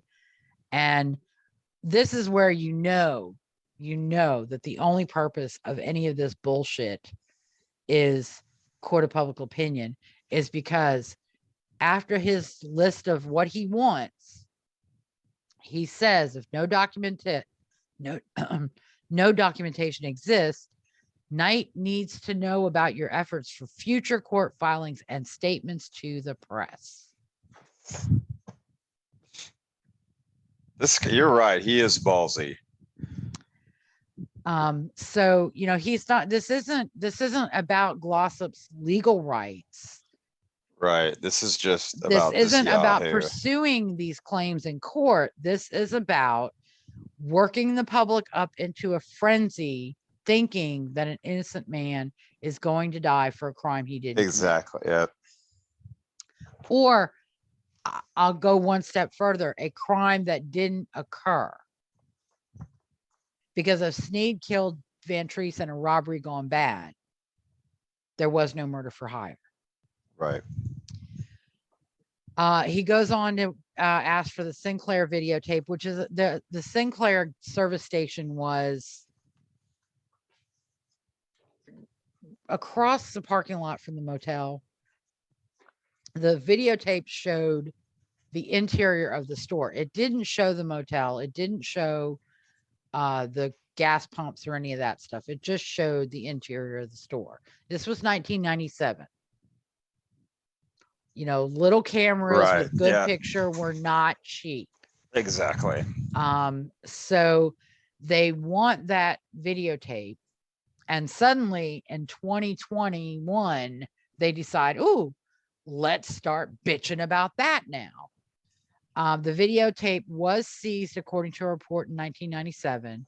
There was a motion to produce it filed by Fornerat on May 28, 1998. Fern Smith, who was prosecutor at the first trial, in a hearing apparently said the tape had no value. That, she had watched it, showed the inside of the store, didn't show anything, and that the state wasn't planning on using it. Fornerat said he didn't need it if she wasn't going to use it. And that was the end of it in advance of Glossip's first trial.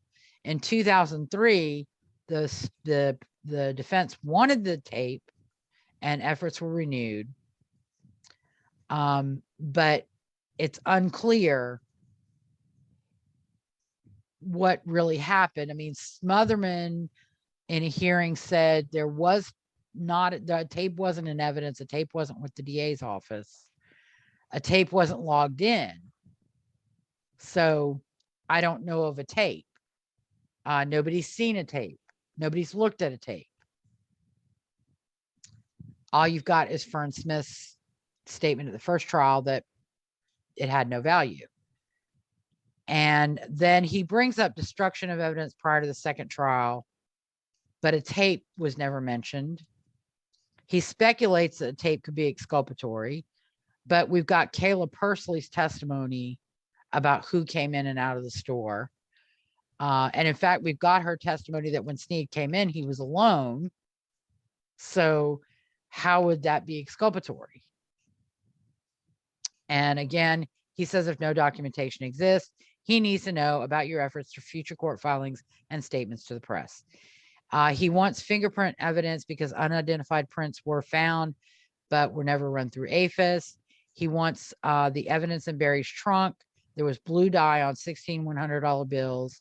Dye packs are used at banks, although I don't think banks use blue dye, or I don't think all banks use blue dye.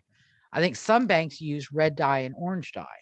Right. I think that's right. Because that actually is even more obvious than blue dye. Yeah, exactly.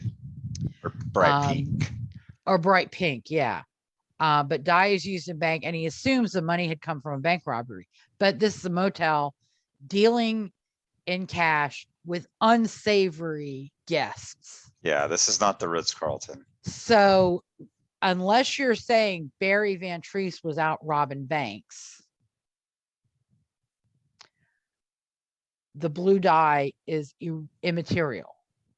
And actually, contrary to the allegations being made by Glossip's advocates, the serial numbers of the stain bills were taken down and were researched, and there was testimony at, I believe, both the first and second trial that nothing came of the investigation of those bills. They weren't found to be connected to a robbery. They weren't found to be connected to any criminal activity. And they had been returned to the Van Treese family shortly after the murder because there was $23,100 in bills, including those 16 $100 bills. They allege that they have a witness who tells them Barry Van Treese was laundering cash, which to me, this is one of the most sickest, most disgusting things that Richard Glossip and his advocates are doing. Now they're accusing Barry Van Treese of criminal activity based on somebody who comes forward 20 years later, who probably doesn't know their ass from a hole in the ground. They just want attention. Exactly. Or they just Asia want, McLean. they just think that he's innocent, so they're going to help him. Exactly. Yeah, that's exactly right. And so, yeah, I knew Barry Van Treese. He was laundering cash. He was a big old crook. Yeah. They want to corroborate the witness who told them this information. And again, it goes back to what you said. That would have been, let's just say hypothetically that is true. That would be a very good alternative suspect. Why wouldn't have you come forward in 1997? Well, they say or this. 98? They say this could identify alternate suspects. But what do you need alternate suspects? Exactly. You got the murderer who confessed. What alternate suspects are you looking for? Right. Well, we'll get into that more likely than not, probably next week. And I'm going to be really livid when we get to that part. They also want all evidence collected to prosecute Sneed. They claim Sneed was living in room 217, which is absolutely wrong. He was in 117. How stupid are you, Don Knight? They claim the room contained evidence of Sneed's drug use and friends and associates. They speculate about Sneed's motives. They point to a May 8th, 1997 letter from a guy named Fred McFadden claiming that Sneed bragged about killing Barry and mentioned the possibility of testifying. McFadden wanted to testify. Again, Knight needs to know if there's no documentation or none of this stuff is available, because he's either going to have to use it in court filings or make statements to the press about it. And again, these are all things that his first defense attorney and his second defense attorneys could have asked for. It's all stuff that Mark Henriksen could have asked for when he was doing state and federal post-conviction. It's not new just because you thought to ask for it now and get it now. You know what I'm saying? It's all stuff. Somebody could have done this years ago. They didn't need Don Knight to come from Colorado and show them how to do it. Exactly. Then they also sought information about the document and evidence destruction policies for, I think, both DA and police, because they argue all evidence should be available because this is a capital murder case. They bring up the destruction of the box containing the shower curtain, duct tape, documents, envelope with note, glasses, wallet, knives, keys, deposit book, and receipt book that were destroyed in 1999 prior to the 2004 trial. They argue that documents were just returned to Donna Van Treese, and then she either lost or destroyed them. Apparently, there were financial documents in the trunk that were returned to Donna Van Treese. Donna Van Treese had them by the time of the first trial. She brought them to the first trial. They were not copied, and Glossip's attorneys didn't seek to have them copied. And then she took them back after the trial. And then there was a flood that before the second trial, and that destroyed those documents. Again, Glossip's attorney did not seek to have them. When his conviction was reversed in 2001, nobody reached out and said, hey, let's contact Donna Van Treese. She brought these financial documents. She testified about them. We want to get a copy of them. And get a court to order a copy. You go in, you tell the court what you need. The court says, okay, here you go. You know, and he alleges police investigation was not competent, which again, they could have challenged the competency and effectiveness of the police investigation at the first trial, second trial, direct appeal, post-conviction state, post-conviction federal, and request a response within 7 days. Again, no response. I'm sure Knight was just bristling. How dare Prater not respond? Perhaps it was because Knight did not include affidavits with those letters. So Prater didn't think he was serious. The next letter from Knight is 5/14/2021. And you know why we know about these? Because Knight released them to the press. Because this is all court of public opinion. Yeah, he's definitely consistent. He will keep just writing letters and sending it out to the press. And holding press conferences. Right. Yes. He claims now that the DA's files contain Brady and Giglio material. Giglio, I don't know how it's pronounced, materials, but he doesn't really identify exactly what specific items are Brady, but just that he knows the DA's file contained these things. He says this is not a fishing expedition, which to me means it's a fucking fishing expedition. Exactly. Now he's requesting information about William Bender. He's looking for impeachment evidence. He has a police report that has inconsistent statements made by Bender. He assumes that at least some minimal follow-up was done after the initial report. But he doesn't have statements from Bender. Assumption is based on the content of the report, which was typed on March 4th, 1997 by Cook. He requests BMO's notes and recordings of Bender's statements. He wants follow-up by OCPD of Bender. He speculates about Bender's statements and what he meant to say and what happened. And these letters are quite entertaining. They're more chaff than wheat.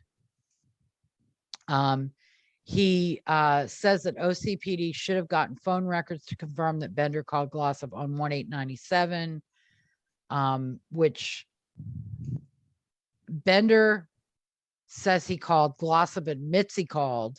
Glossip recounts what he said. Bender recounts what Glossip said to him. So what exactly are the phone records supposed to do?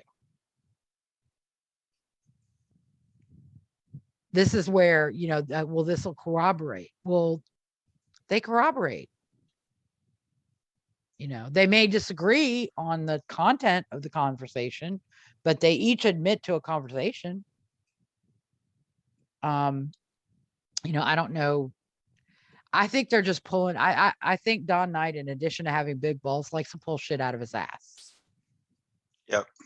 Well, and they, you see it a lot of these. They throw a bunch. Again, it's not really about proving anything. It's just getting people worked up. And you see this time and time again. They incompetent police, corrupt. There's all.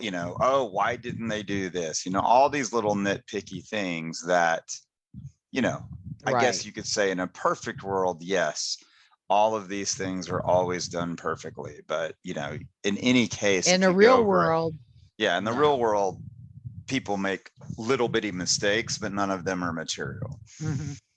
Then he said Bender should have been a suspect, even though Bender, at the time Barry was killed, was in Tulsa.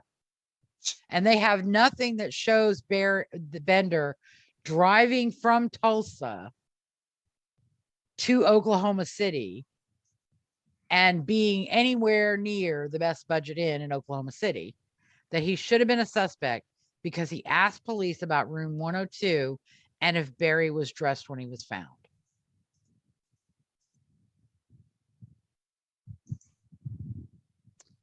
Even though that could have been based on his conversation with Glossip. They say the police should have information on Bender's wife, and he wants that. And he says Bender provided new information at the 2004 trial. And he says that the information he's requesting is critical to their innocence investigation. On May 17th, 2021, good old Kevin McDougal. This guy is like,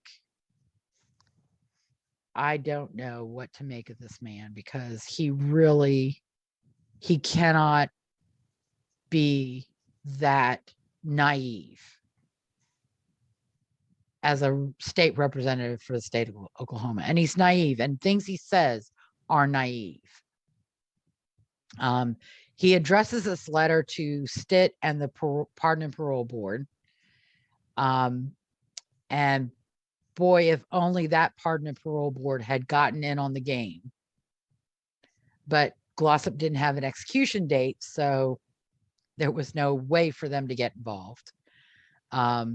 He requests an independent investigation into Barry Van Treese's death based on allegedly newly discovered evidence of new witness statements and expert reports and other evidentiary problems that Knight has been talking about since 2015, by the way. He claims to support the death penalty, but claims there's a moral obligation to make sure Oklahoma doesn't execute a person for a crime he didn't commit. He has pause about Glossip's guilt because the police investigation was not conducted in a manner that engenders confidence that we know the truth. Well, last time I checked, McDougal is neither a lawyer nor a former police officer or investigator. I don't quite know what McDougal did before he got into politics, but it's my understanding he's neither a lawyer nor a police investigator. Correct me if I'm wrong, and I may be wrong. And I'm actually going to give a shout out to Katrina and Shannon. I meant to do this at the beginning, and I'm going to do it now because I just thought of it. They both reached out to me on Facebook. John Ramsey is alive and well, and I was mistaken when I said he had recently passed. Thank you, Shannon and Katrina, for keeping me honest. So he has paused because of the investigation wasn't up to his standards. Claims there's now evidence that Sneed had a female accomplice who was in the room and claims she should be brought to justice. That evidence is a statement from somebody who worked at a strip club to Don Knight that was obtained in 2019. So it's late to file that shit at the OCCA. He reiterates that the state is at risk of killing an innocent person if Glossip is executed. He claims Oklahoma is allowing one of the real murderers to escape justice. And oh, guess what? By the name, we don't know, by the way, we don't know the real name for this person, this girl. We know her name is either Fancy or Mercedes. Spoiler alert, because that's going to come in more next week. He claims lawyers for Glossip have uncovered new evidence and agreed to turn it over to an independent investigator.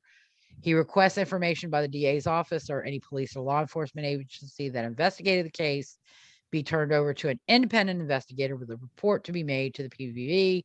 He claims any clemency decision should be based on thorough and complete investigation. He says the only way the cloud of doubt can be lifted and we can be confident that justice is done one way or the other is if we have this independent investigation. And I just see McDougal wanting to burst into tears every time he talks about poor Richard Glossip. Sorry, I had to be a bit dramatic. McDougal possessed me for a moment. Yeah, but I kicked his ass out. No, he does not. He was a former Marine, but does not look like he has a law enforcement or a What law did he do? background. What did he do for work? It looks like, well, I was looking at him while we were talking, and it looks like it is interesting. He has a business called Lawyer Marketing Services, a digital ad agency. Looks like he's kind of in marketing and a motivational speaker, because he talks about that. Yeah, it is funny though. He worked for this company that does do like dash cams for police cars, where he was a sales director, but it does look like he has a lot of motivational speaking. Like, he is a John Maxwell certified speaker, and I'm just blanking. Where's the other one that's so popular? One of the other motivational speakers. And the letter that he Tony sent, Robbins, I think. Okay. Oh yeah. Apparently, he's gotten into some trouble recently. I think he has. That's right. And there was apparently some very salacious information that made it into the public domain during Kevin McDougal's divorce. So I wonder if that will impact his bid for re-election. His letter is signed by 28 state representatives and 6 state senators. But, you know, one of the things that's missing from Kevin McDougal's letter is any effort to look at the court opinions, speak to the prosecution, even speaking to the Van Treese family. And while the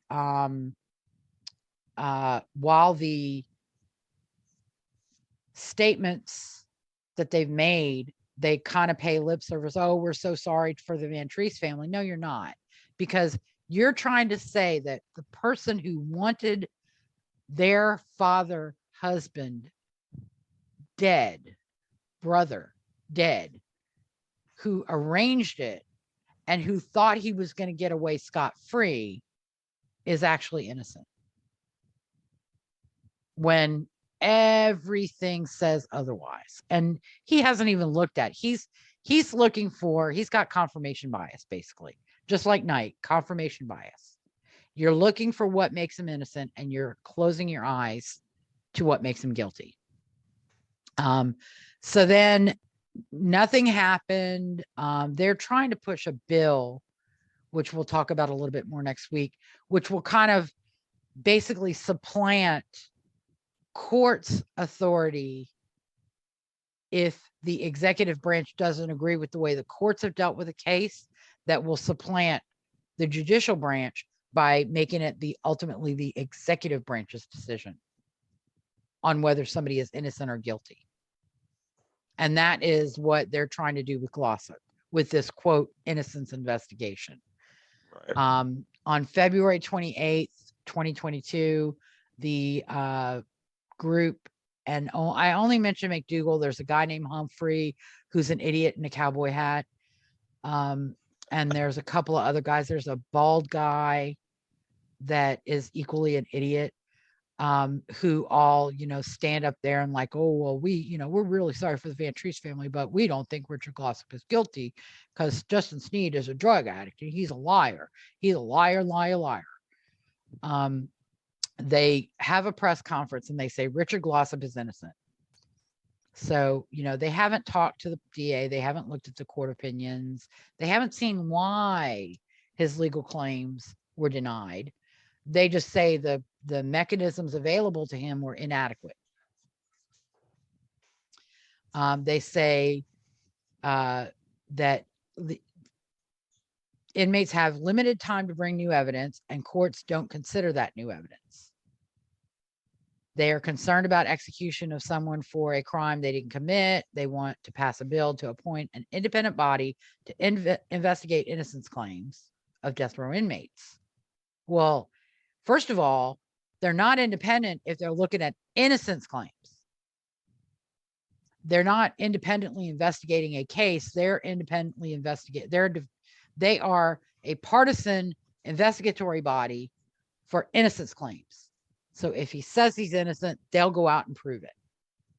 And that is exactly what they want. The ad hoc committee, which they formed this ad hoc committee trying to get the governor and the parole board to do it. Governor and parole board ignored them, as they should, because it's not the job of the legislature or the executive branch to investigate crime, to investigate cases, to investigate guilt or innocence. That's not their job. That's the job of the judicial branch. And, you know, Glossip has had the benefit of direct appeal, state post-conviction, federal habeas, successive application of state post-conviction. And the reason he didn't get review is because he didn't present anything new or anything that was compelling of actual innocence. You know, he presented a lot of argument of things that were raised on his direct appeal. So the ad hoc committee could obtain the pro bono services of Reed Smith, a Texas law firm, to investigate Richard Glossip's innocence. Again, not investigate Richard Glossip's case. They're investigating his innocence. And that is how they frame it. And Reed Smith is not an independent, unbiased, objective investigator. Reed Smith works is aligned with the Innocence Project. And the Innocence Project, in addition to making money with donations, makes money more likely than not when they exonerate somebody from civil claims against the jurisdictions that imprison those people. Exactly. But, you know, just lip service, McDougal says, if the report says he's guilty, he should be executed. So, so that is where they hired Reed Smith. They had, I'm not sure if I think they did have somebody from Reed Smith, and Amy Kingery, one of our former guests. And we talked about this a little bit in a bonus episode, which I will link on Facebook so that people can listen to it again. Amy Kingery was actually present at that press conference, and she asked some very pointed questions, which the people holding the press conference were unable to answer. And interestingly enough, apparently, and I hope I'm not overstepping mentioning this, she apparently soon got a letter from Reed Smith demanding that she provide them with documents that she referenced in her questions. Of course, she was not bound to do so, and so did not. Yeah, and I mean, you know, they want to set up a commission with subpoena power, with power to compel DAs to provide and police to provide documents and records and evidence and all these things so that they can reinvestigate cases. I'd say that's a waste of taxpayer money. If you don't like the way the legal system is working, then fine. Say if somebody claims they're innocent, then they get another round of post-conviction review just by saying they're innocent. Or say they don't have to bring it within 60 days. Say they can bring it within a year. I mean, you know, Oklahoma statutes are written the way they're written. So if you don't like the way the court works, then you're a legislator. Exactly. Yeah. Write law that you can changes change it. Exactly. Fine, extend the time. But you know what? That won't save Richard Glossip, because a lot of the information that he's relying on now, he's had since 2019. And we'll talk about all that more next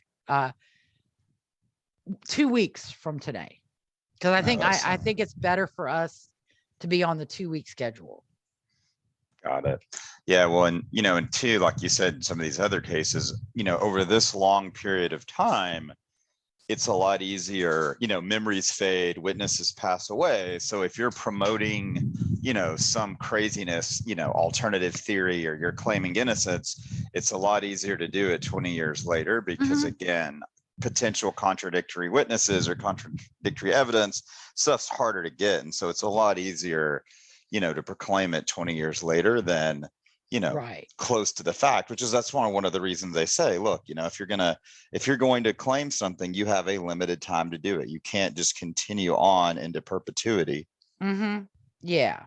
And a lot of this, I mean, literally a lot of this is just re-arguing things that have been argued before. It's not new evidence. It's you have found a new angle. Yes. To attack from. Exactly. And so that is where you're going to go. But that's not necessarily doesn't give it any more merit. Right. So we'll be back in 2 weeks with we'll look at the Reed Smith report, and we'll kind of preview the state post-conviction claim that was filed. But we may not talk about it in depth because it's going to probably still be pending unless the state files a response, Glossip replies, and the OCCA renders a decision within a day or two of that. They have ordered the state to respond in 20 days from Friday. So that would be roughly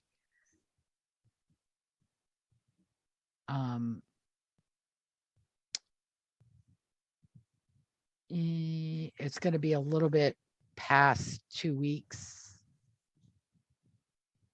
Let me see. I'm going to try and do this without killing us all. I have a date calculator program that I use that's really helpful. Mm-hmm. So let's see, 07/22 2022, add 20 days, count all days. It's the only thing I hate about this program. It defaults to excluding weekends and holidays.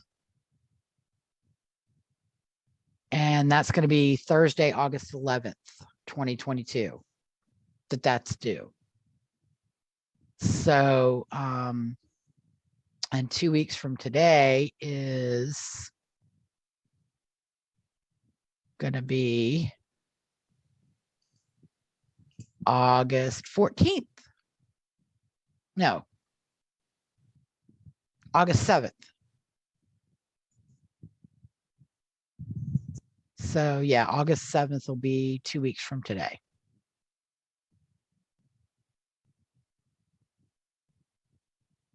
So their response isn't due. They may file it earlier. I don't know. So we'll see how that goes. And then once that post-conviction, he has an execution date in September. And we'll see, he's got a clemency hearing coming up later in August. So we'll see how that whole thing pans out. And we'll probably have a part 4 follow-up, yeah. Follow-up. And for the sake of the Van Treese family and the people that Glossip has manipulated and hurt over the course of the years of his life, I'm hoping that this is his last gasp and that he is that the horseshoe up his ass that kept him from being executed in 2015 has fallen out. And that he is now going to be served the justice that he deserves. And for those who think, well, what about all this stuff? But it doesn't matter. Sneed, even if Sneed was a raging meth addict, that just means that Glossip wound him up and pointed him at Barry Van Treese and let him go do the dirty work. Exactly. It doesn't change. You can say, well, he doesn't have any credibility. You can't believe his testimony. You can't believe his statements. Again, that's opinion. That's not evidence. That's opinion. And well, and he's had he could have all done these this years to years ago. recant. Exactly. Yeah. If he was lying, and I mean, odds are, I mean, he's serving life in prison, the odds are if he were to say, okay, look, I lied, I made it all up, there's really probably, I mean, you're the legal expert, but there's not really an easy legal way for then all of a sudden they'd have to go retry him to give him the death penalty, which I seriously doubt they would do. So if he truly made it up, he could come out and say anytime, hey, I did make it all up. He didn't have anything to do with it. Recantations at this stage in the game are not generally something that the courts look upon favorably. Right. Especially a case that gets this kind of court of public opinion attention. Exactly. In 2015, the people who visited Justin Sneed were an attorney for Glossip and Sister Helen Prejean. And I'm sure they were all trying to get Sneed to recant. Absolutely. So if he were to recant now, but even again, taking all of Sneed's statements out of the mix, and the evidence that I cited doesn't rely on anything Sneed said. Exactly. It relies on the fact. It relies on the fact that there's no evidence that Sneed knew where Barry kept the money. Right. He may have known Barry always had a lot of money, but he didn't know where it was kept. Exactly. Well, yeah, and even if Sneed did recant, I wouldn't necessarily put a lot of faith into it, but I definitely, the fact that he hasn't, to me, just points that he is credible, because at this point, why would he hold on to, if he wasn't telling the truth, why would he keep it up at this point? Mm-hmm. Yeah. And again, the evidence he kept, Glossip, Sneed said, I killed him. And Glossip's like, okay, go get a piece of plexiglass to put over the broken window. And went back to bed and went back to sleep. And got up and went shopping with his girlfriend. When the police came, when they found his car, Glossip didn't say, okay, look, this is what happened. He's in room 102. And Justin Sneed did it. And another important detail that they ignore is that during his questioning, the name Glossip referred to was Justin Taylor. Taylor was his stepbrother's last name, not his. Justin Taylor was an alias used by Justin Sneed. He never referred to him as Justin Sneed. And I don't think police were looking for Justin Sneed until they found Justin Taylor. Interesting. So, but yeah, I mean, there are a lot of things. And the 8th, when he's questioned by police, he lied to him. He admits he lied. And then on the 9th, he says, I'm sorry, I lied. I was afraid of losing my girlfriend. And he can paint the puppy roses and rainbow picture of his relationship with Barry Van Treese all he wants. But given some of the things he said during his interview about how he did all this good stuff for the man, and the man still was hard on him. And, he says, I cleaned that motel up. Well, if you clean the motel up, then why was it still known as a den of drugs and prostitution? Yeah. Well, I mean, you could kind of see it. This is kind of that classic tale. You hear this a lot where you kind of have a guy who he believes that he has a right. He's been running it by himself. He feels like he's done all this good work. He feels like he's effectively, owns the place by sweat equity, can do whatever he wants to do. Mm-hmm. Has got his little scam going where he's making, like you said, probably renting rooms on the side, letting drug dealers going on, probably getting a little cut of that. He's got his little thing going and he feels like he deserves it. And how dare this old man show up after being gone and being, less involved, less engaged for a while. And all of a sudden this guy's just going to show up and put an end to that at best. And at worst, he might actually, get arrested for theft. And so, he has a very strong motive. It makes total sense. And as he even said, he was so worried about losing his girlfriend. All of a sudden, he's not going to be able to get her the boobs, the Camaro, and the baby if he doesn't have a job or if he's been arrested. Yeah, exactly. And I think that was like a multitude. It's not one thing. And again, I can't stress this enough. His conviction was not based. If you look at the interview done with one of the jurors at the second trial, they took Sneed's testimony with a grain of salt. They didn't put a lot of faith in it. But at the end of the day, what Sneed said made sense, and what Glossip said didn't. Yeah, exactly. So, all right. Well, I think that wraps us up. We'll be back in 2 weeks with part 3, and we'll look at the Reed-Smith report and the issues that he's raising on his third state post-conviction claim. Excellent. We'll look forward to it. All right. Thank you for listening to Based in Fact, a true crime podcast with Lisa O'Brien and guest host Kyle. Although I think I'm going to say Kyle. Co-host Kyle. If you like the show and want to know more, you can find us on Facebook or follow me on Twitter at O'BrienLN. Join us in 2 weeks for episode 14, State of Oklahoma versus Richard Eugene Glossip, part 3. We'll talk about the so-called independent investigation by Reed-Smith and preview the issues raised by Glossip in his third state post-conviction application, which was filed on July 1st, 2022. Until then, have a safe 2 weeks, and we'll be back. Good night.